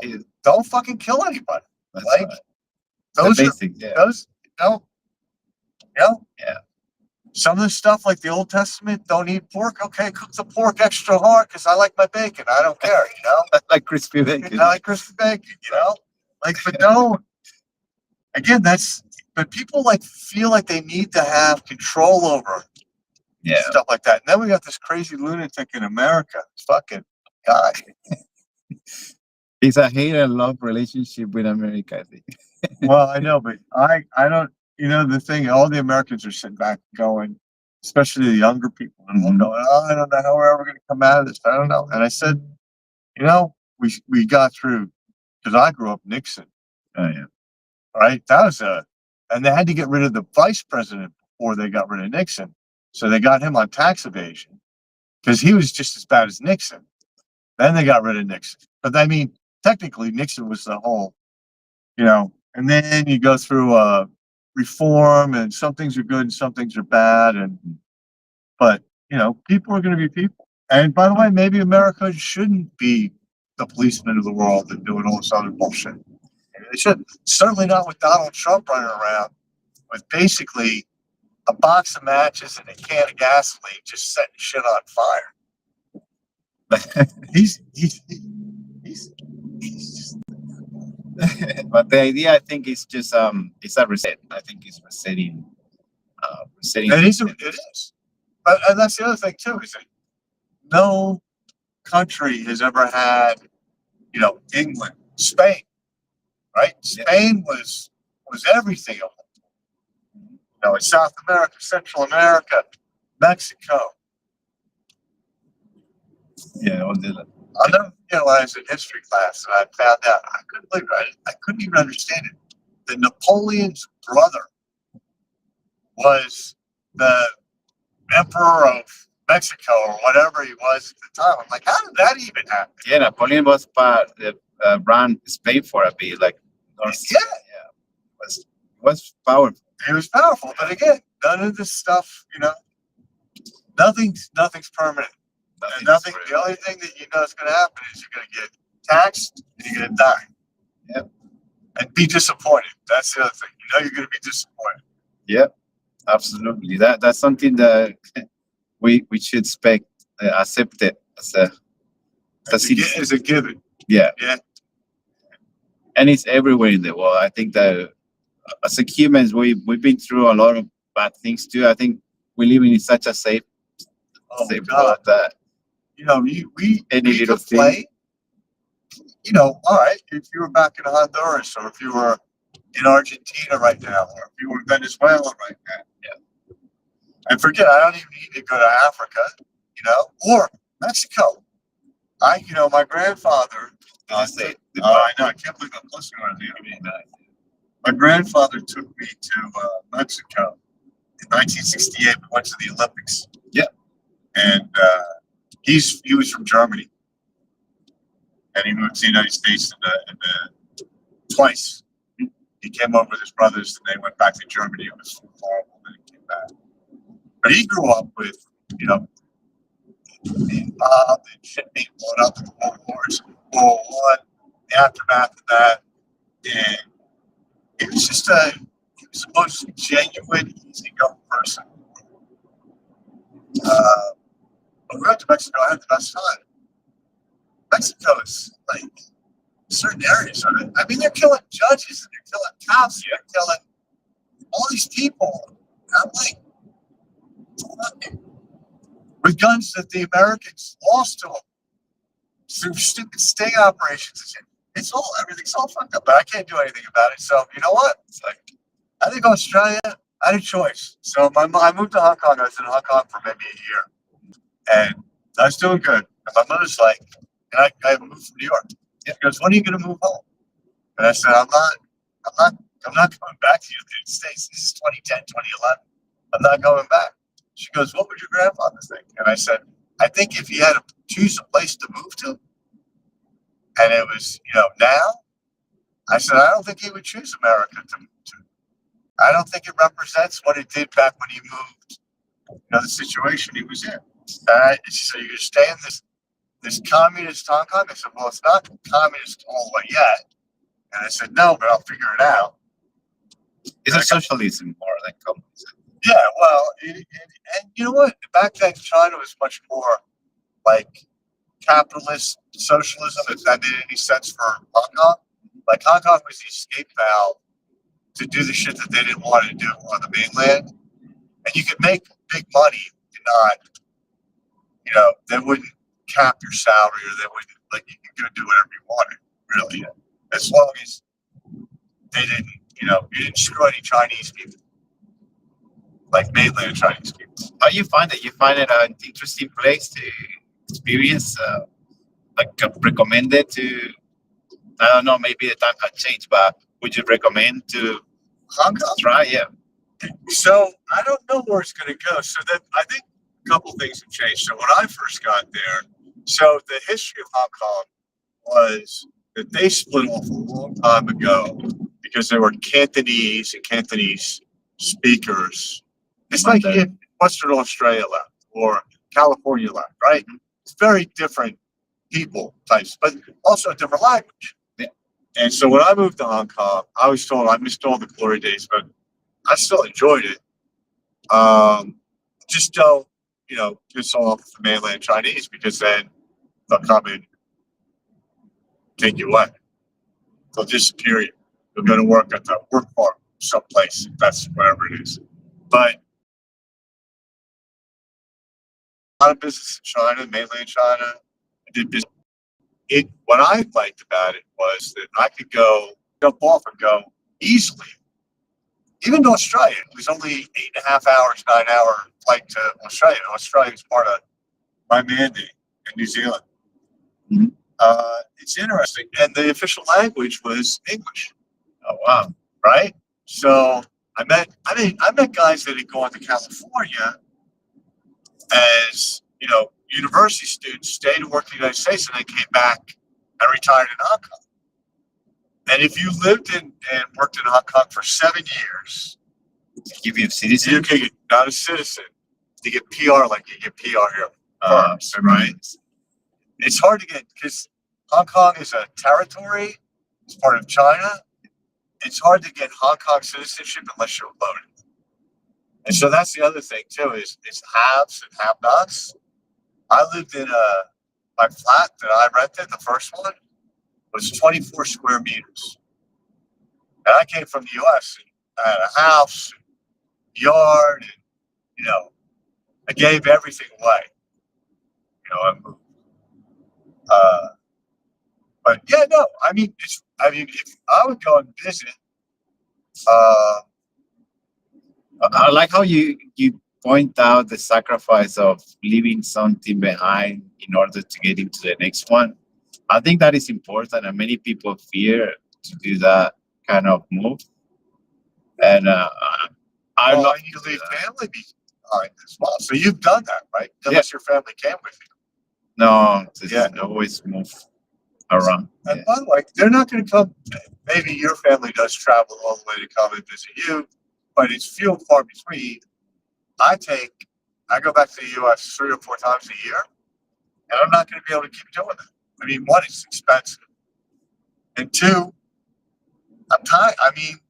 I'm tired of being one-way street. You know what I'm saying? I got a trip coming up soon. To the U.S. To the U.S. I'm only going for 5 days, and my wife thinks I'm crazy. I'm just like I just don't want to be there anymore. I was there for a month. Mm-hmm. Back in August, a couple of weddings and things I had to do. Mm-hmm. And that's basically all I go back for is weddings or somebody's dying.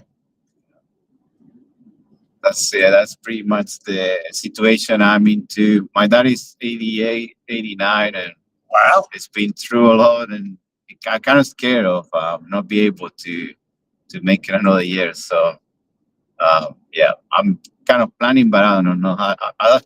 Every time I plan, something happens. So I try not to plan, but I have like the idea. I throw it out there, and even I think in like the Christmas time, when they tell you if you are good all year, you get Santa presents. So that's what I'm asking Santa if it exists. I'm trying everything now. So yeah, I hope something like that comes out. I really have a kind of everything planned. The only problem is paperwork because now with visas and Europe is changing everything. But they changed the, what's it called? The region what do you call it? It's It's in Spanish it's very complicated because it's sort of if you are not a Spanish citizen, I'm a Spanish citizen, but if you're not a Spanish citizen, you have to pay for the visa. Yeah, and you have to get it ready before you go. So before you could just fly and go. But how much? But how much is it? It's not much. It's very small. You know what they're going to do though? So for the Americans, I think for everyone, America, because America's now saying you got to pay like this ridiculous $1,500 or something to go to the EU. I'm like, you out of your mind. People are not going to go. That's right. I said, what Why happened? would you go? First of all, they don't want to go because they're afraid they're going to be swept up in an ice rain, fucking beat up, thrown in a cell in a cage. And already happening. It was a lady that they have the boyfriend in California, or the husband, and she got trapped there. She went like in a big trouble, and then one of the trainers I do MMA. I train. So the trainer went to the US too, and they have to. He's Italian, so he have so many trouble. That's why I'm scared of. Don't go to the US. That's right. It's very scary. So I'm scared that happened in the. You all worry me the most is that America's doing all this one nation, white, very white, everything. That everybody else looks around and goes, well, he's getting away with this. Maybe our country should do the same thing. So like, who's Milei? Do you know Milei from Argentina? Yeah.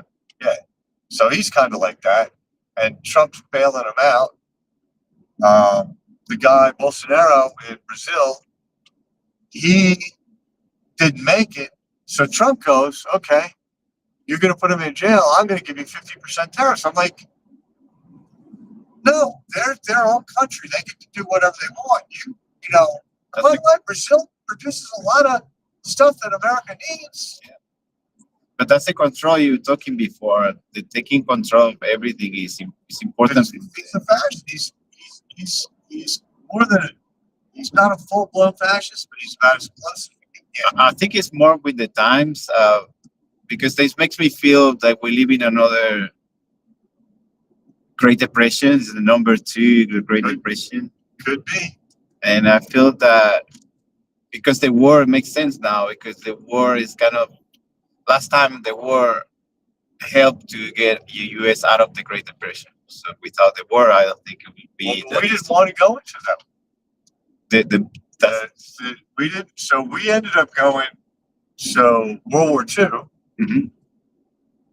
We went in with who's supplying, advisors like you do, and you give aid and everything else. But it wasn't until the Japanese bombed Pearl Harbor and we entered against Japan that all of a sudden FDR goes, screw it. I'm gonna, and I'm not talking about blowing up drug boats in the middle of the ocean.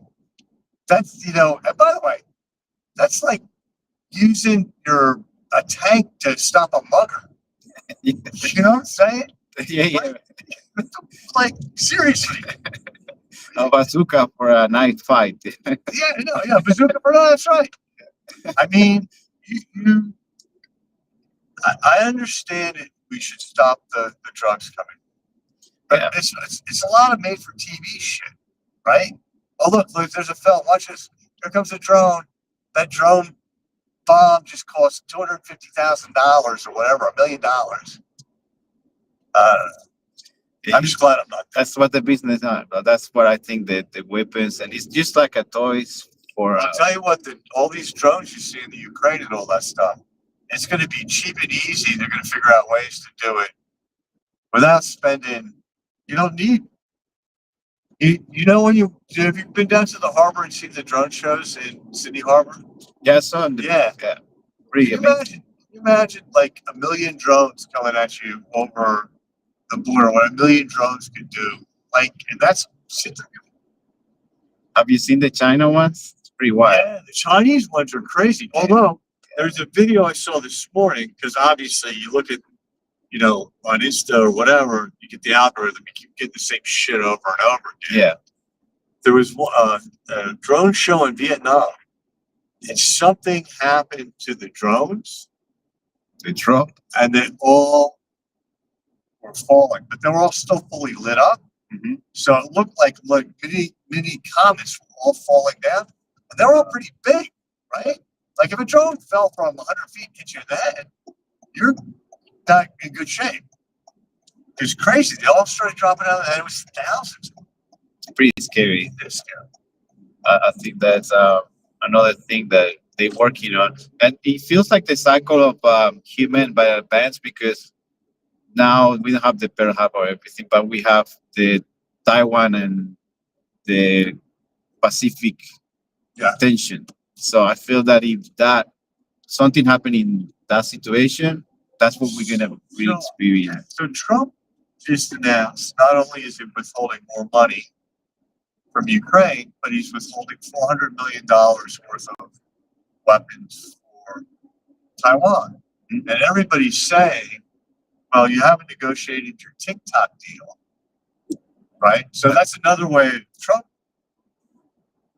I think they got it. They got the deal. Well, yeah, I haven't seen it signed yet, but it's going to be with Larry Ellison and all these other guys, supposedly. I thought maybe BlackRock, something. So Larry Ellison's going to host it at BlackRock, the world's biggest player, asset manager. Those guys are based out of Philadelphia. They're fucking crazy. Yeah, their big claim to fame came out of the GFC when they took on all the distressed assets and held them for the government. Yeah, all the backroom dealing. But I mean, if you think about it, right? Trump wants TikTok so he can control young minds and have all that shit. I know. That's right. It's full control. Right? And he's doing a deal with the Chinese. So, but TSMC manufactures all these AI chips. And the only thing that's ever been keeping China out of Taiwan has been the US. Mm-hmm. Nobody else even recognizes them, I remember Qantas published a map with Taiwan, and it said Taiwan on it instead of whatever the name is for China. And it was in like the In-Flight magazine, the Qantas magazine. Yeah. And China said, until you fix that, you can't land in our country anymore. And so they had to go fix that shit. That's China's influence, right? We're going to stop buying, your iron ore, your coal, your wine, your lobster, blah. I think you're right. And the Pacific, but China's just sitting there watching Russia go nuts. That's another thing. Right? Yeah. And they're just watching and waiting, and they're going to go, you know what? The European countries, if Putin keeps flying drones over Poland or over, I guess Romania doesn't care, but the other countries, he's going to get them engaged. They're already engaged for the Ukraine. And then everybody's watching. That's what Trump does. Look over there. I'm doing something stupid and crazy over here. Don't pay attention to what I'm doing over here. Like all the billions of dollars my kids are making through crypto and just out of control. But it really feels. I didn't experience the 1938 or 1940s in Europe, but I believe it felt in that way because I can see that which hand they have in when people. Oh, in the States. Yeah. Yeah. And that's the thing. It felt like what they did in Germany before when they. For the Nazis and it feels like that. 100%. The SS to catching people that well, you see the ICE people, right? So I don't know if you know this, but the ICE budget that they just passed, the U.S. has approved this budget, is more than the FBI, DEA, every law enforcement agency in the United States combined. And if you compare it to the defense budget of Canada, the UK, and Australia, it's about the same. Mhm. That's how much they're spending on these guys with masks and in street clothes, banging down doors, looking for the 10 million illegals that they call them that aren't there. You know, because some of these people, they have valid visas. Yeah, and they've been working in the And US they've been for a paying while. Yeah. taxes, and they've been, you know, Yeah, that's the other. Yeah, they just get this money. that's the bad image it's giving to the world, I think. I'm not sure. I'm not 100% how it's going to end, but I've seen that you kind of destroying your own people. We are. So you know what we have? We have the World Cup coming up in the US. And I signed up for like pre-sale tickets so I could go because it was going to be cool, right? Mexico, all of North America, Mexico, Canada, and the United States. And in the end, the United States, the finals are in New Jersey, where I grew up. And I was going to get pre-sales tickets. All of us, we're going to get together, travel around the country, go see. Be amazing, right? You can't beat that, right? And I was watching this ICE stuff now that Trump's been reelected, and I called them up. I said, I want a refund. I said, you said you refund. I said, I don't want, I said, just due to this, I don't want to be going to some place where they're dragging people away by their hair, men, women, children. Did you see the guy who has three of his boys were Marines, U.S. Marines? Yeah. And he was a gardener, and he had a weed whacker. Mm-hmm. And so he's trying to put the weed whacker in his truck, and they came running up on him, and he swung around because he was startled. They said he attacked him with the weed whacker. 4 guys jumped him and start beating the shit out of the 65-year-old guy. Big, fat American guys with beards and masks. And I'm like, this is not my country. Necessary. Yeah. It's not my country. There's things like that. They should be more mindful. It's not really. I don't know. It's just too much. It's too extreme, man. Extreme never good because people. I don't see the reaction. Yeah. I mean, the protested someone. Yeah, I think it's Portland is going a bit out of. Oh yeah, yeah. But you know, so the judges said no, you can't send National Guard in. Mm-hmm. And so Trump he's sending 200 National Guard from California to Portland. And the mayor and the governor said we don't want them.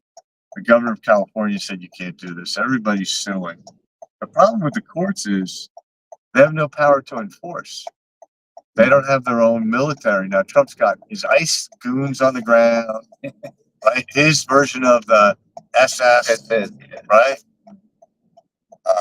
And they at least the SS look, scary in a bad way. These guys like a bunch of, I don't know. That's true. It's a new age. It's the same, but in a new age. If everything looks a bit before, if you're trying to do what they did in those times, it will look too goofy, like too funny. So they have to make it to match these days.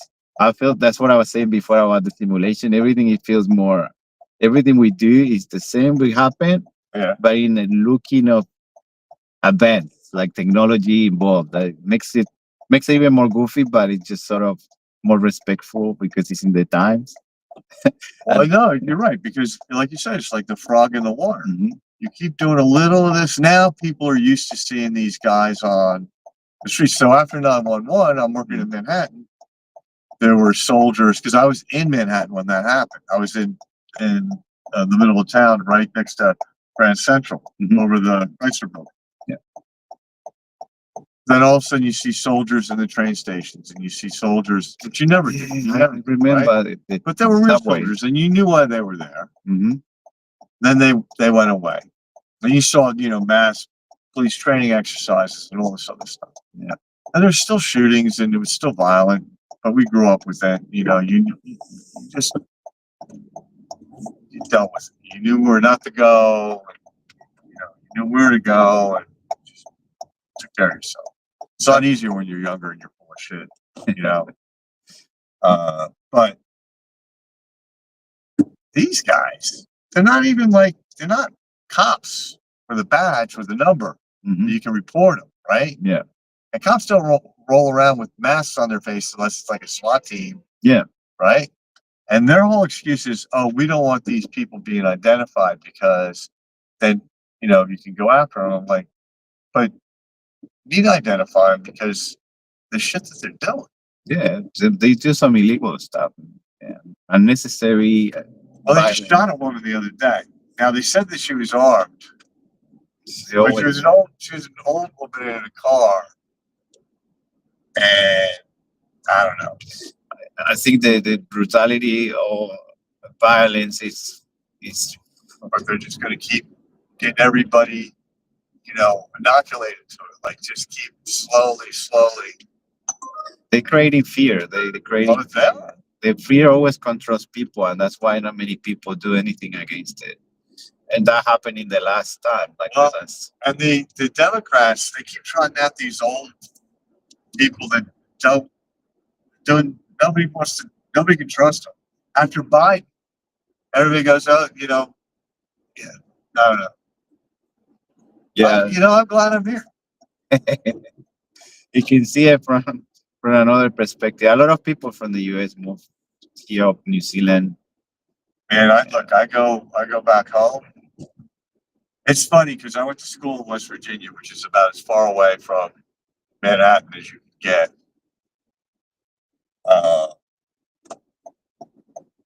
I'm trying to think of the best way for you to go so you don't get stuck and you can turn around. Yeah. Let me find out. So we're going through. You're gonna make a right. Yeah, you're gonna make a right up on Ocean Street. Then I have to go. Yeah, when you make the right on Ocean Street, if you're in the left lane, yep. I don't know if that works for you. You figure it out. Yeah. But if there's like a place that you see that you want to drop me off and we're up near there, I'm fine with that. I don't want to, because it gets a bit. Is it right in the station, right? Like the station's there. Yeah, you'll be turned around then. Yeah. Okay. They usually the lights give you time to cross the station instead of taking you all the way up and down. I'll see how it is. How you go. I always let the thing happen and see what can we do. But now that's what Trump is saying. Oh, we're sending troops to get the protesters. Yeah. No, you're allowed to protest. Peaceful protest. Allowed peaceful protest. It's First Amendment rights. There's rules, there's laws, all that shit. The scary part is how they kind of bargain with the idea of breaking things like you give me your ideas online because no country have the. You can make this right if you want. Yeah. It's the freedom of speech is not as. Well, that's what you expect. You get freedom of speech anywhere up here if you want to. Yeah. It's great meeting you. Likewise. Nice conversation. Thank you so much. Good luck with your journey, your Thank adventure. You. All the best. All right. Thank See you, Christina. Have a good day. You too.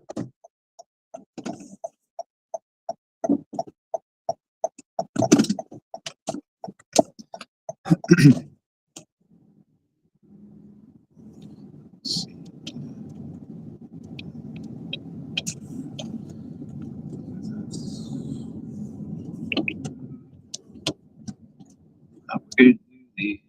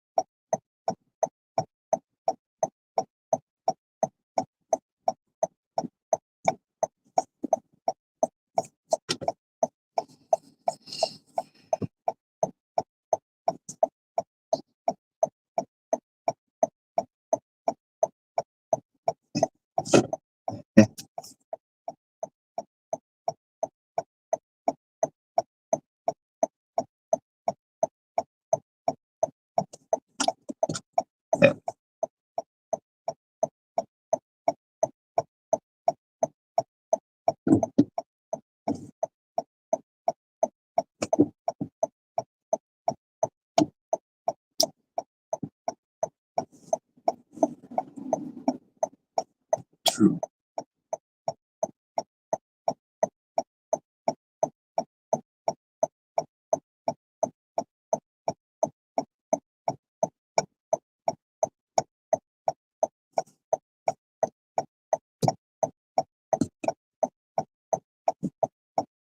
Wow. Thanks. Oh my god.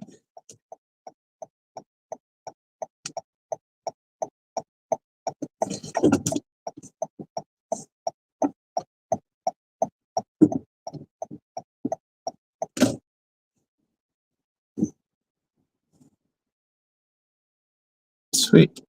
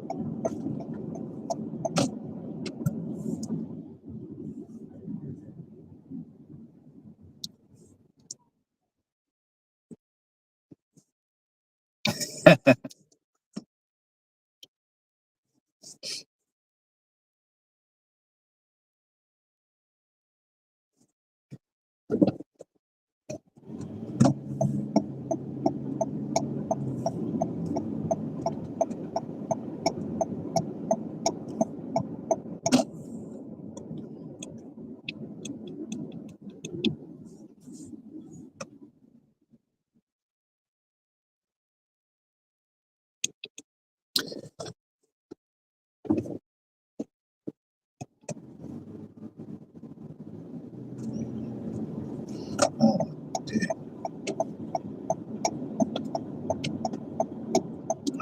Dude, that's not good. Bueno.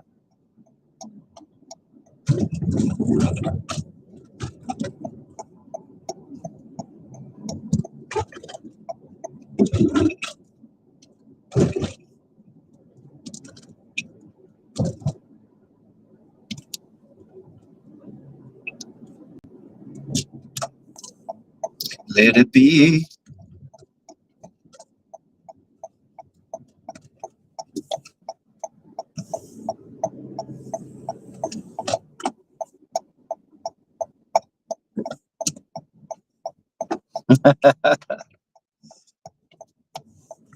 Wow.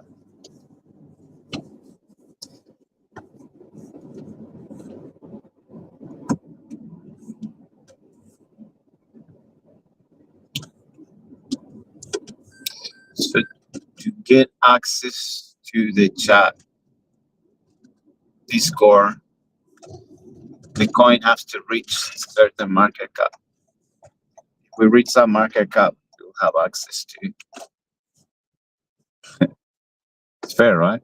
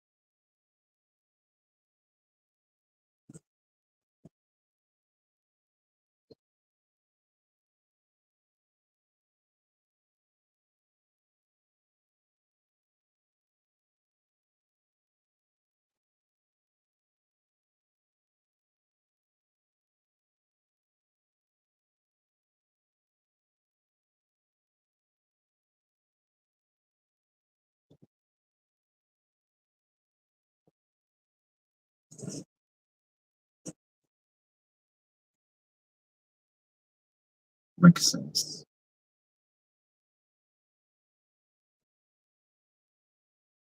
Hmm.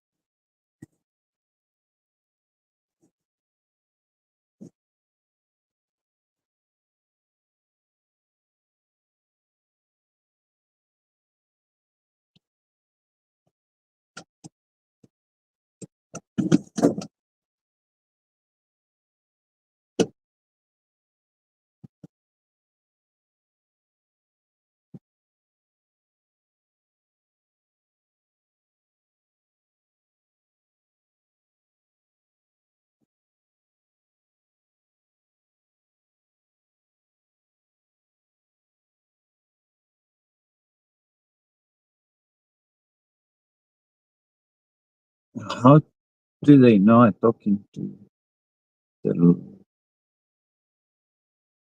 Okay. What do you mean?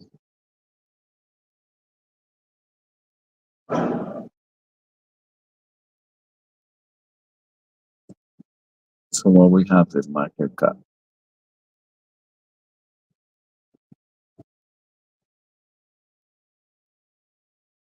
These people asking. Who are talking to you? You don't have access, so you need to bump the stream.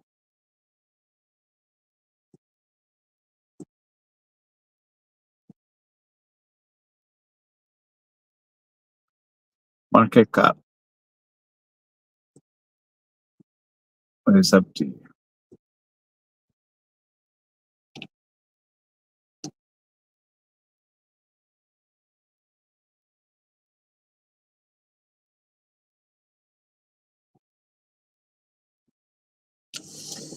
Oh man.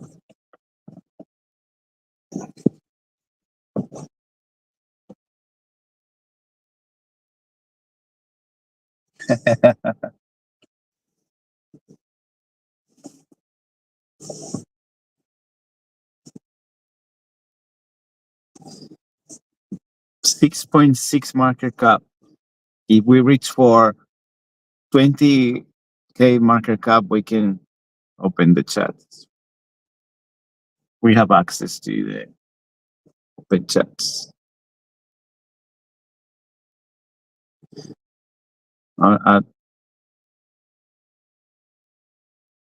What? Discord? Yeah, you can add the Discord. Okay. Market cap 6.6K, so 5K at EH. 5K at EH. Let's go. We can do that.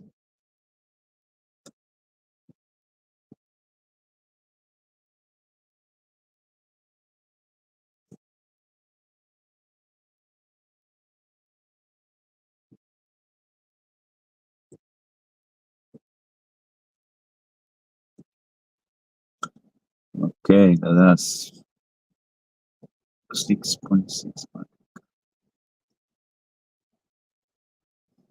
Why is not? Okay, I put the link on X. It's that link. Give you access to buy my coin. You can fund me. Fund my coin. So what's going on here? Does it work the link or what? There are problems with location. Use a VPN. Say no coin? What? What too bad? Okay, the test. Why is none? That's weird. Oh, it's a whole stream. Wow.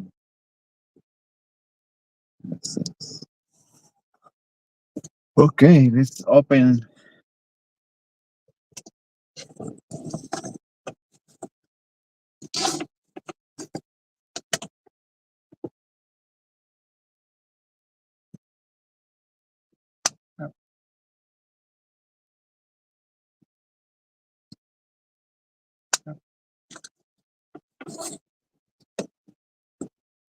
$6.6 market cap.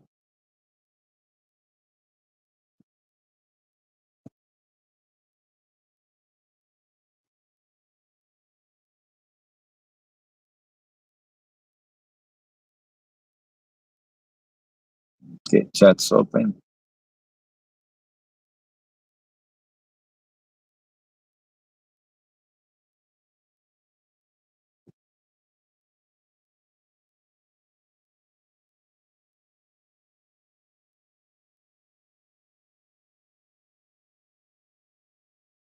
Boom.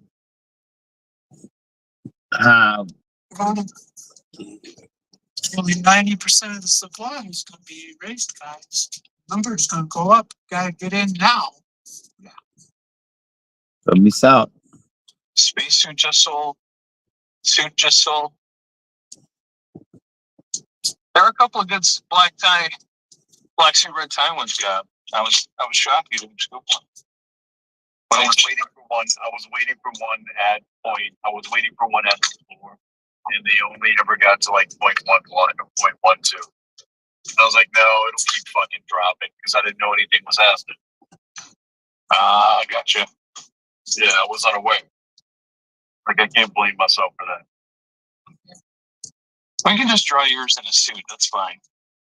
I already got that. I already did that in Figma.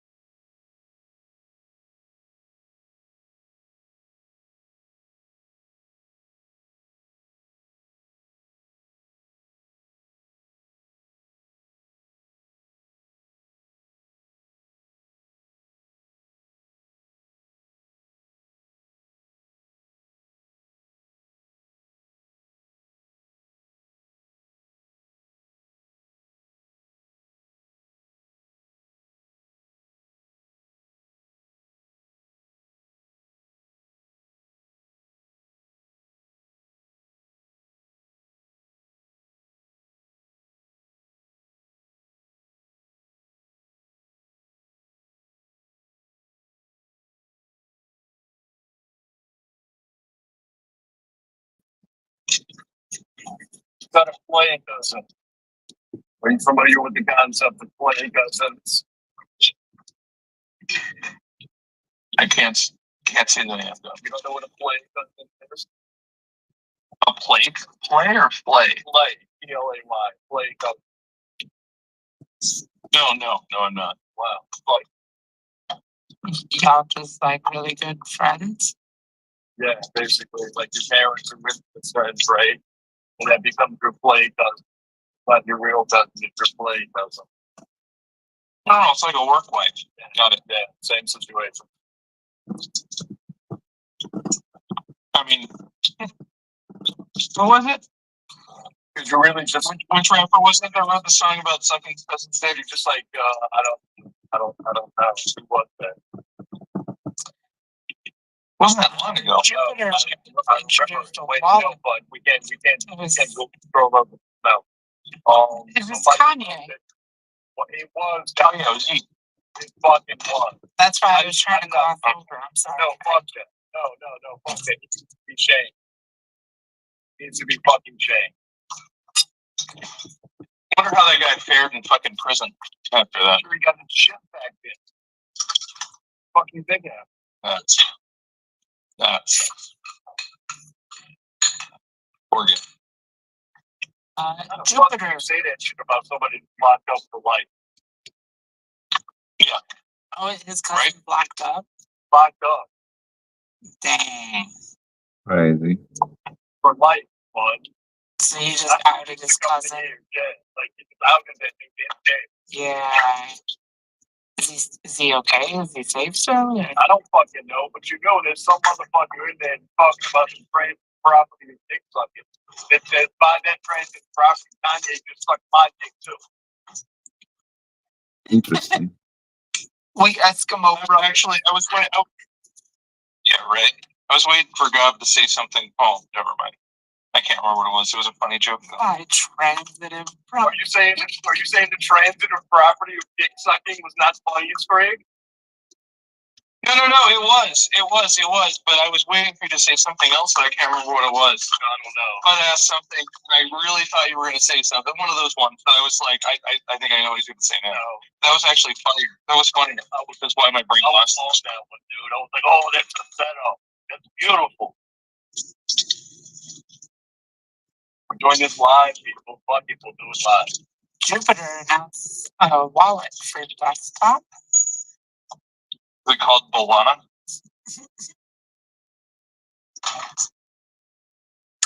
Project Veritas' challenge to Oregon's secret recording law turned away by Supreme Court. What we gonna do? Yeah, I don't agree with the shit they do. I've been recorded by them. Fortunately, I never made the fucking reels because I wasn't interesting. We had a guy at work that was doing it. A bunch of my coworkers got fucking stuck, and they were people that didn't matter. But he made them look like idiots. Yeah, they were worried about their jobs. Yeah. Well, he's gone. Even Veritas had to separate themselves from that fucker. But he is the one that started it. No way. What else we got? Oh. Oh, country relations, but it probably doesn't matter.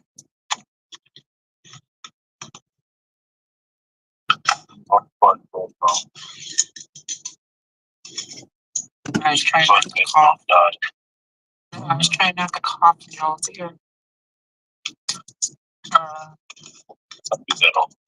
Country relations, but it probably won't matter too much because nobody gives a shit about chess.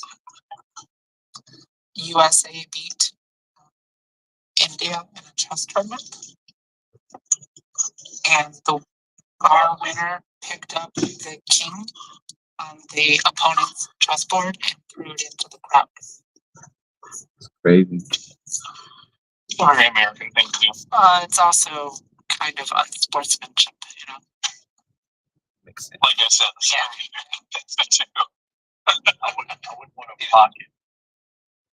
Right. You would be better off doing something like, you know, memento of the occasion, not celebratory throwing it into the crowd.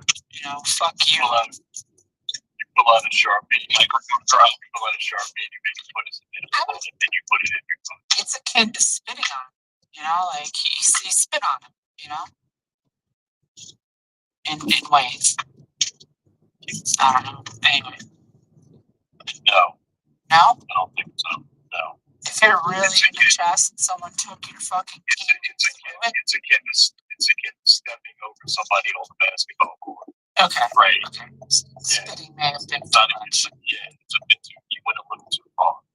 I view it as disrespectful to shit though.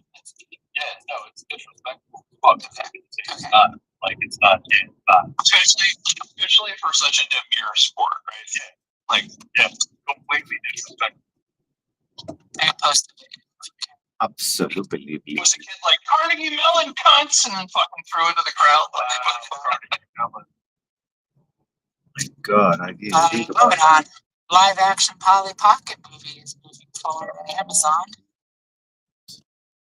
Polly Pocket is not big enough. Reese Witherspoon's Hello Sunshine production company is now co-developing. Yeah, no. Lily Collins will star in the lead role. Why would anybody want it? Why? No. Because Barbie made so much money. They're looking for any IP like that to fucking roll it. Yep. That's why I like that Seth Rogen series that was making fun of Hollywood. That whole thing about where, like, Bryan Cranston's the fucking, the head of the studio. He's like, we got all some great IP. We're gonna fucking knock the tits off of Barbie. We're making a movie. How do you feel about this? Kool-Aid. Everybody's gonna be doing that shit now. Supreme Court. You're gonna see a strawberry shortcake. Supreme Court has declined to review Ghislaine Maxwell's case, upholding her convictions.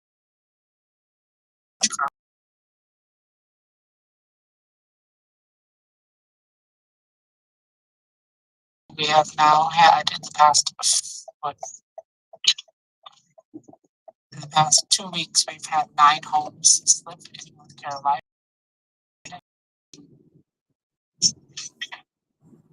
One chess tournament. It's 2 Asian guys playing against each other. But you said one of them was American. And it's US. Wow. Wow, job. Holy shit. Paramount said Monday that it bought the commentary website, The Free Press, and installed its founder, Barry Weiss, as the editor-in-chief.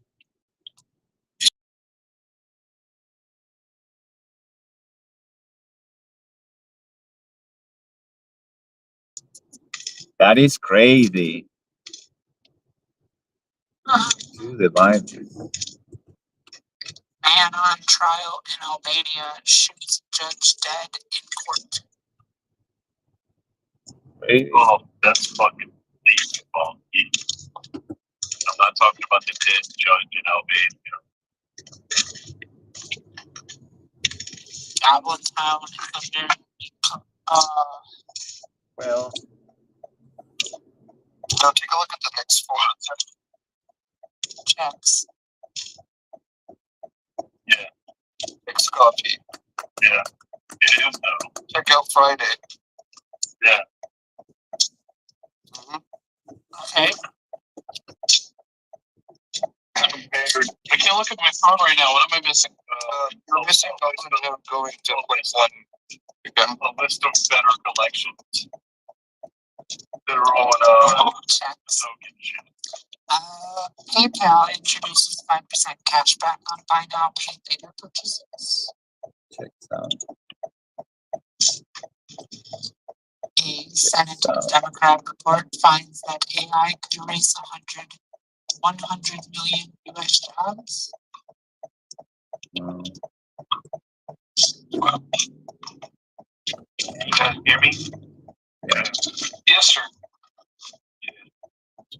No. The last thing before we go to yesterday was, this is yesterday, Pete had said to the Navy saying your diversity is not your strength. Your strength is your unity of purpose, your shared mission, your love of country. So for sure, Mango was going to tell us he sold all his Cheetah, but That was the floor sitting on a USS carrier.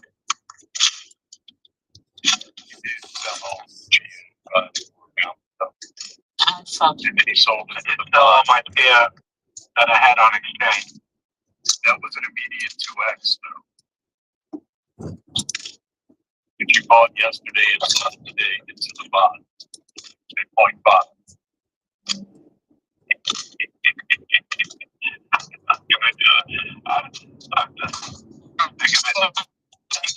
Strategy. Change strategy. Go post it. Yeah. Let's go post. The vanity is fucking dead. Dead. Yeah, 6.6 there.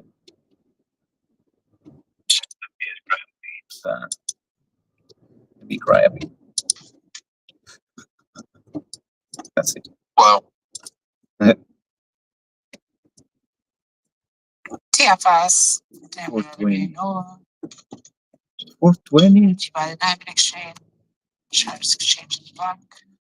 Like this weekend. Change scores. Half of what I offered before. Please arrive at the pickup point before 9:48 a.m. From that one. I supposed to do that. I was so close, man. It was close. I was so close. It's simple. I know, but I'm not going with cue cards here. Sponsored by Cucumber. Sponsored by Unchained Horse. Yeah, I'm not going off cue cards or check stubs, you know? Like, I'm doing the I did not launch Unchained Horse, Scott. Over billion. Great. Ball drainer. Why are you so deep in ball drainer? Wow. Want you to ask that question again. I know. That you never have to ask me that. Oh my Why are there so many songs about rainbows? face. And what's on the other side? Knife.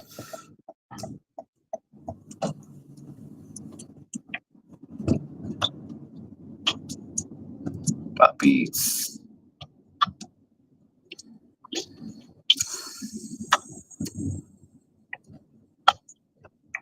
Does it feel good? No. What's what she said?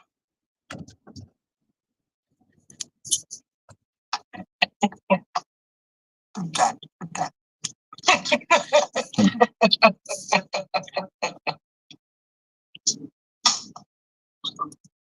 When's the last time you ever got to see that? No.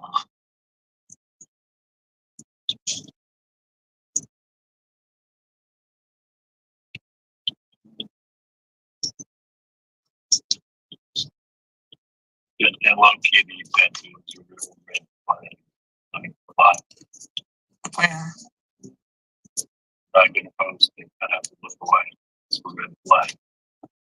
Do it. No.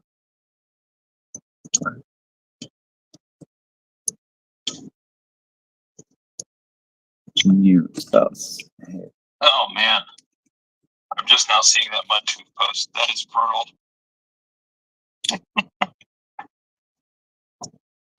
But one town is a very weak collection.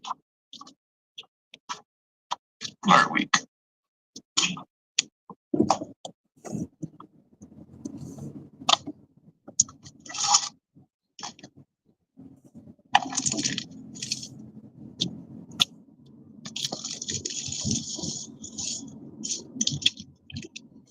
Well,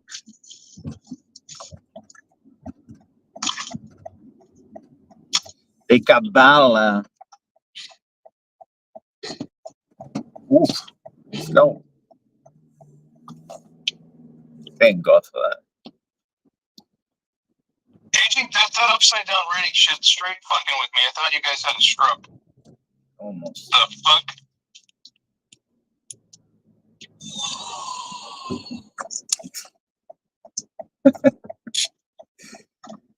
Thought maybe I was having a stroke. Stroke initial.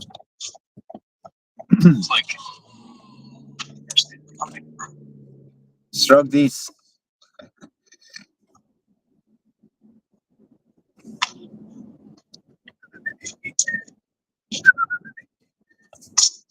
Stop fucking. Am I rude right now? Yeah, you are. No. Okay. I was like, all I can hear are the oohs. Am I like talking over people? Like, what the fuck? Okay, good. Wow.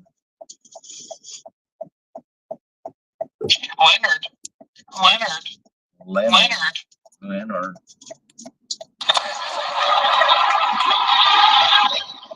Hilarious. The show has reached an all-time low. All-time high, 6.6.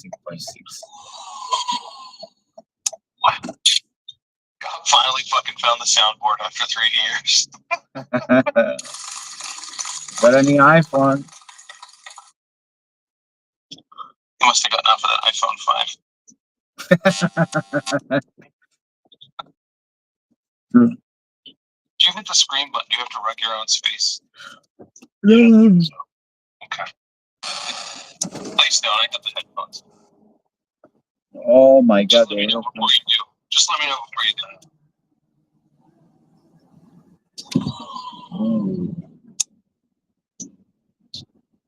Like experiment where you can inflict pain on people wirelessly by pressing a button. The Democratic Institutes. America?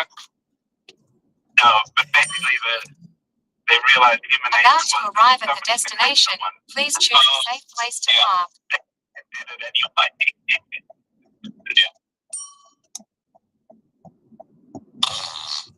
Yeah, all of it was actors.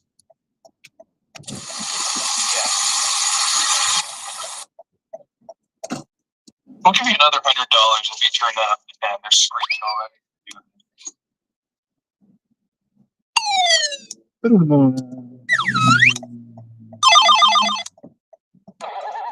No way. I'm coming down. Yeah, we crashing. There's no chance, brother. No fucking chance.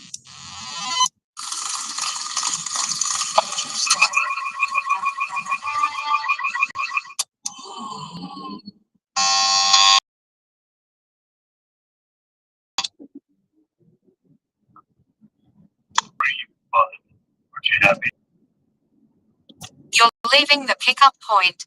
To avoid a cancellation, we suggest contacting the rider. Whatever.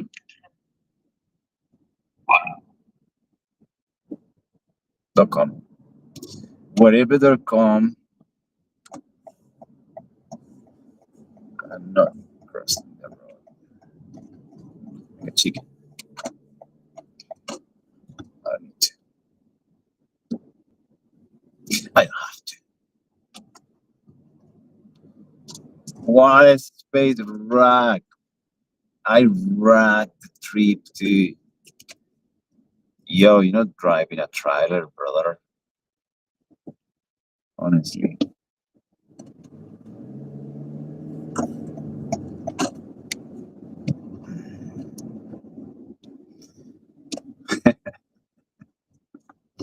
Pain is temporary. Memories are forever. Remember that. Come on, let's pump the 6.6. Can we get like at least 6.9 to make it cool? Something.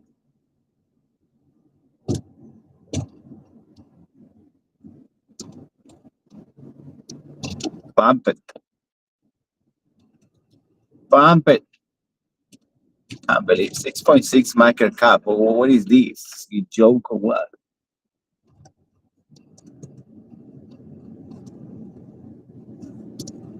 Bam, bam, bam, bam. Yo, this is Snobland.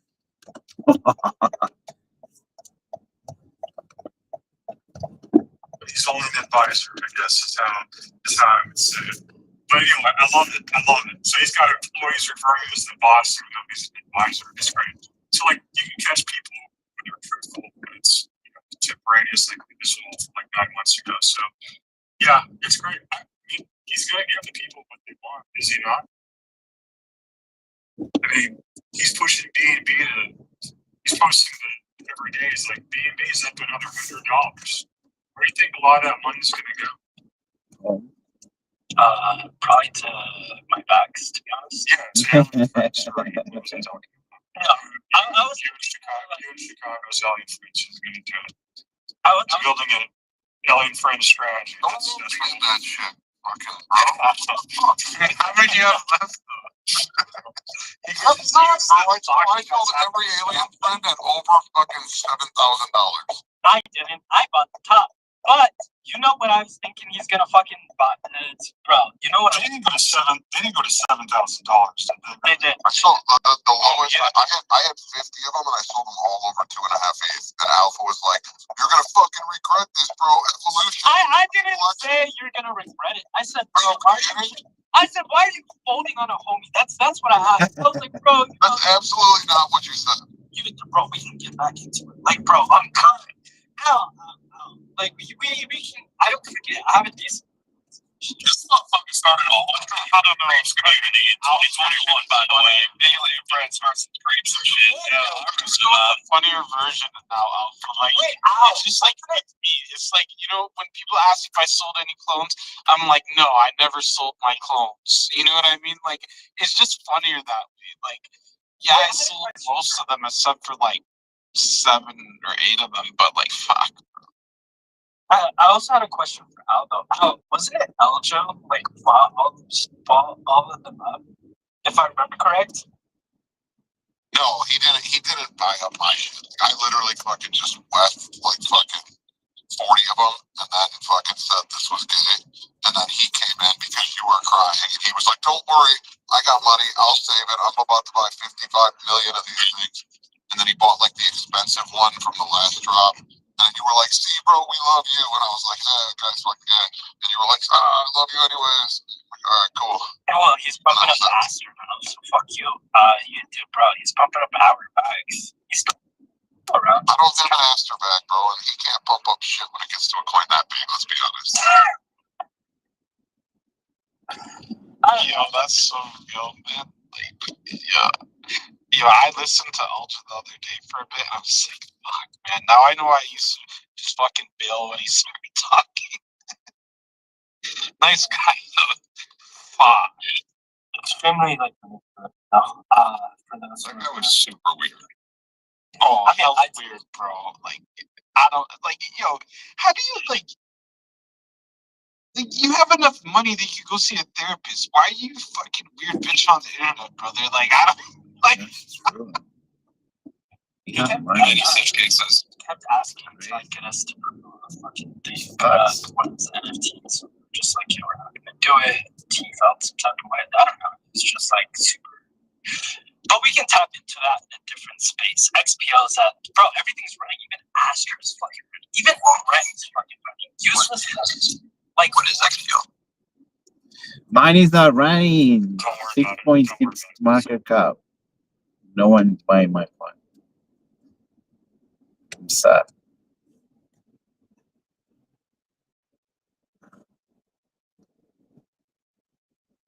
Oh, my mic was blocked. So we. But what the fuck? Bro, but what? They're up to 0.0. They bought a whole They have Bitcoin a worth of node strategy. bunks. They have a node strategy. Node bunks are up to 0.075. Y'all can suck it, okay? I'm gonna listen. I don't take a lot of. This is premature, so I'm gonna stop myself. But you know what? You know what, guys? When BTC NFTs come back, you remember. You remember this. Wait, Golden, since you're already looking, what are the profits at? 103. Oh my god. What? So they're like still down 99% from all time high, but they have. That's right. That's right. We're moving up those. Shut your mouth. We're gonna break even gold thoughts. Every W is a W, brother. We actually might.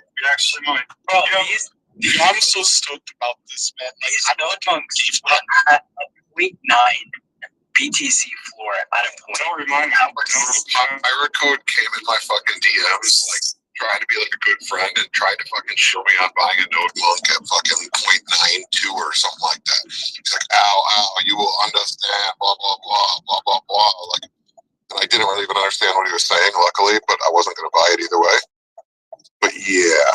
To be fair, a bunch bunch of Chinese wells did buy them up towards the first 2 months. Like, they spent like 5 fucking BTC. That's right. On They did. the fucking ugly blue ones and shit. Oh yeah, the alien ones. Yeah. Those ones are actually like ugly. Why are they worth more? Those are the floor ones. The ones with the cool fucking crowns and shit like I got, and the fucking like I got. Buy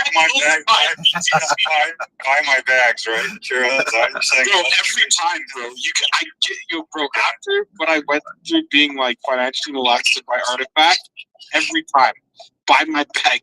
Please, for the love of God. Listen, if we're on that note, rabbit ear notebooks, I've heard they are the best trait in the entire collection. I definitely don't have. Those are really good too, bro. Yeah, I definitely do not have 3 of the rabbit ears notebooks. What's your cost on these things? So that before strategy shows up. Now we're only down to like 0.01. I'm having the worst days. 2 BTC. Yeah, it's not crazy. It's not like everybody else.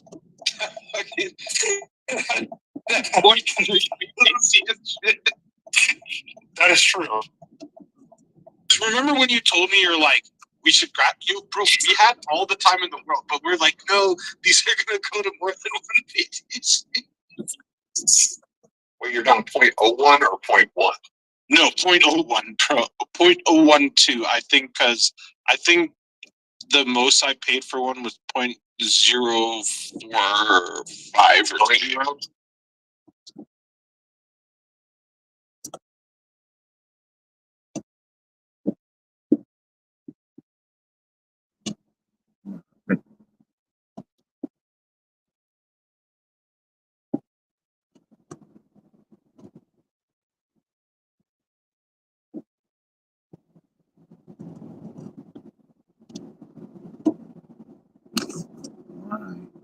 Bro, even the other day I went to look at my PC and then I didn't know that they don't keep the fucking offers in on the cards forever.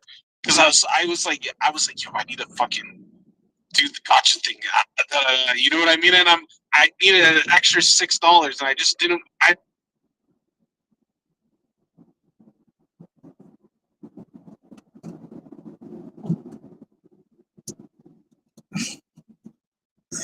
That is fair. It's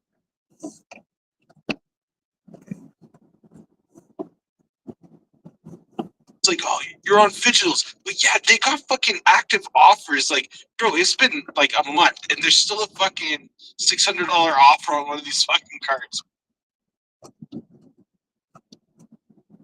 Okay.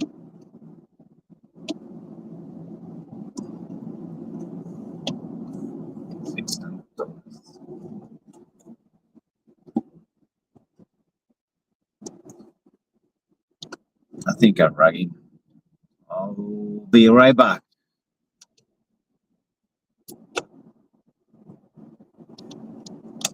That's what happened. When you drive, you change networks. And that's what happened. We lost connection. I'm cool with that.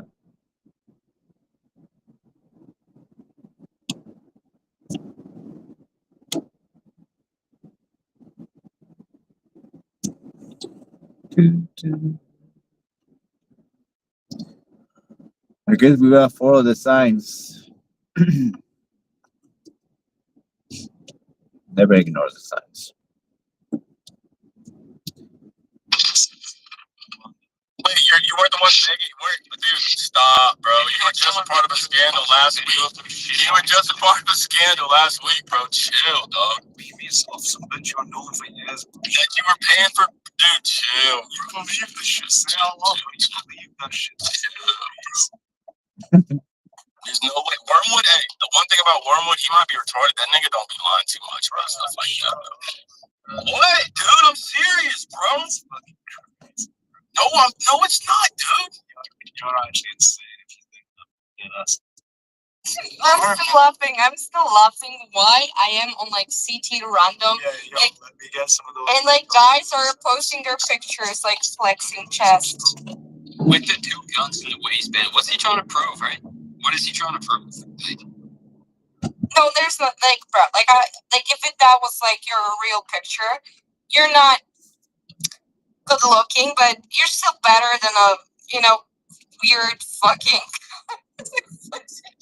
Like, that's not Tinder, brother. Like, what is? I feel like I'm listening to an episode of The Bachelor. Just saying.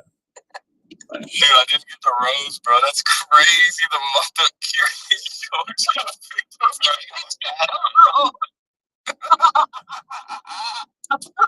fucking Holy, never picture fucking heroes, boys and girls. Never. I said my area. She said, wait, you're never picture fucking heroes. It's true.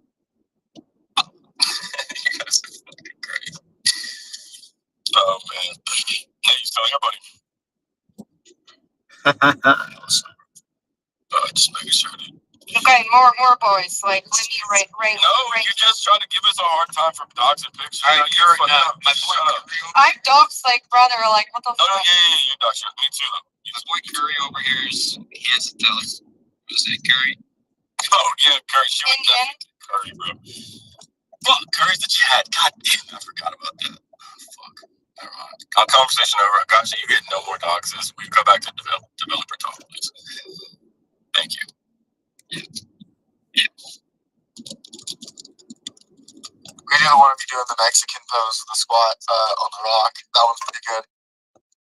You know, when you show how dominant you are for the homies in the picture, you got to do one of those when you're way high up.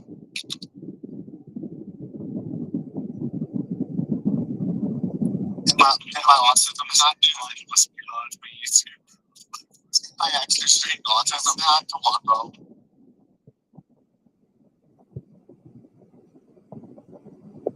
I've actually gotten a bunch of compliments on that hat. Like, seriously, I've got a bunch of compliments. It's kind of weird.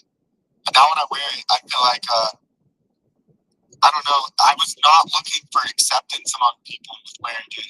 I thought I was going to be wearing, like, maybe disappointment.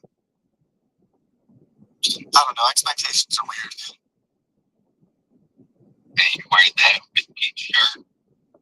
Right. Oh, no, he still never sent me his address too. I actually have it right here in my closet. I'm looking at it. It's on the ground.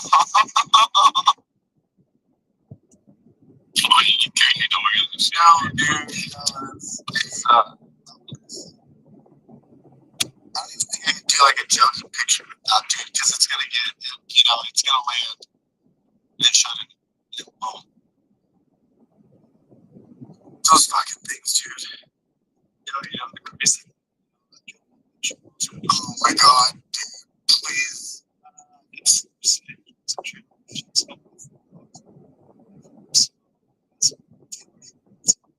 I can tell what you look like through your bandana, bro. You don't look like anything like me, bro. You look like a fucking child.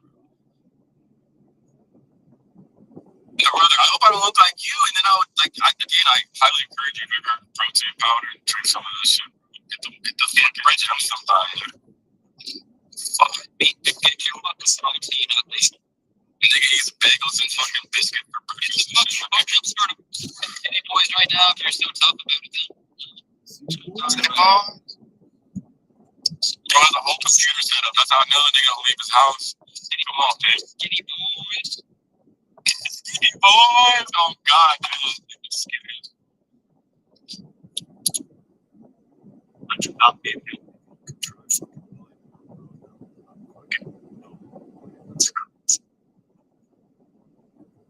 Try go for Morocco. I mean, it really depends how long you're planning on sticking around. For sure, if you're more than 5 more minutes.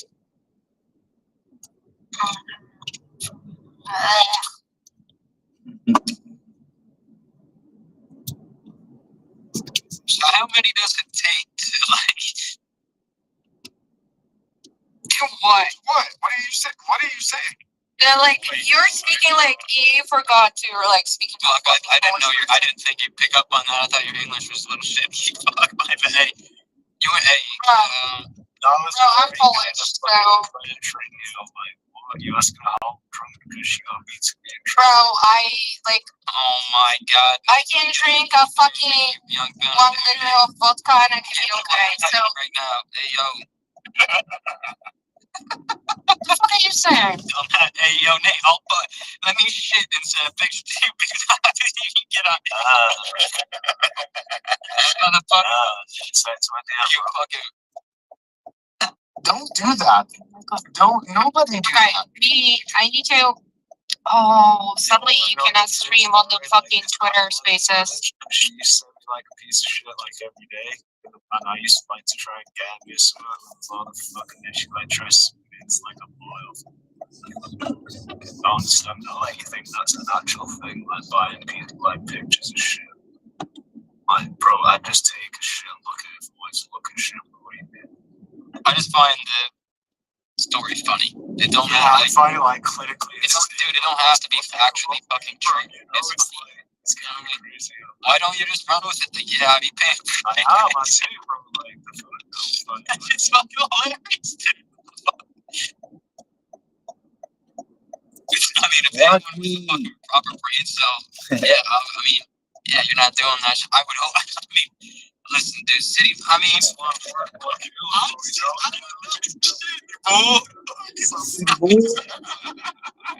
hey, city boys, giggity boys. No, bro. This space is so out of pocket. It needs to be stopped. Fuck. Yeah, we should have run this shit a long time ago. Long time ago. Should have just started going down, and I knew. Okay, we're ragging. Let's go.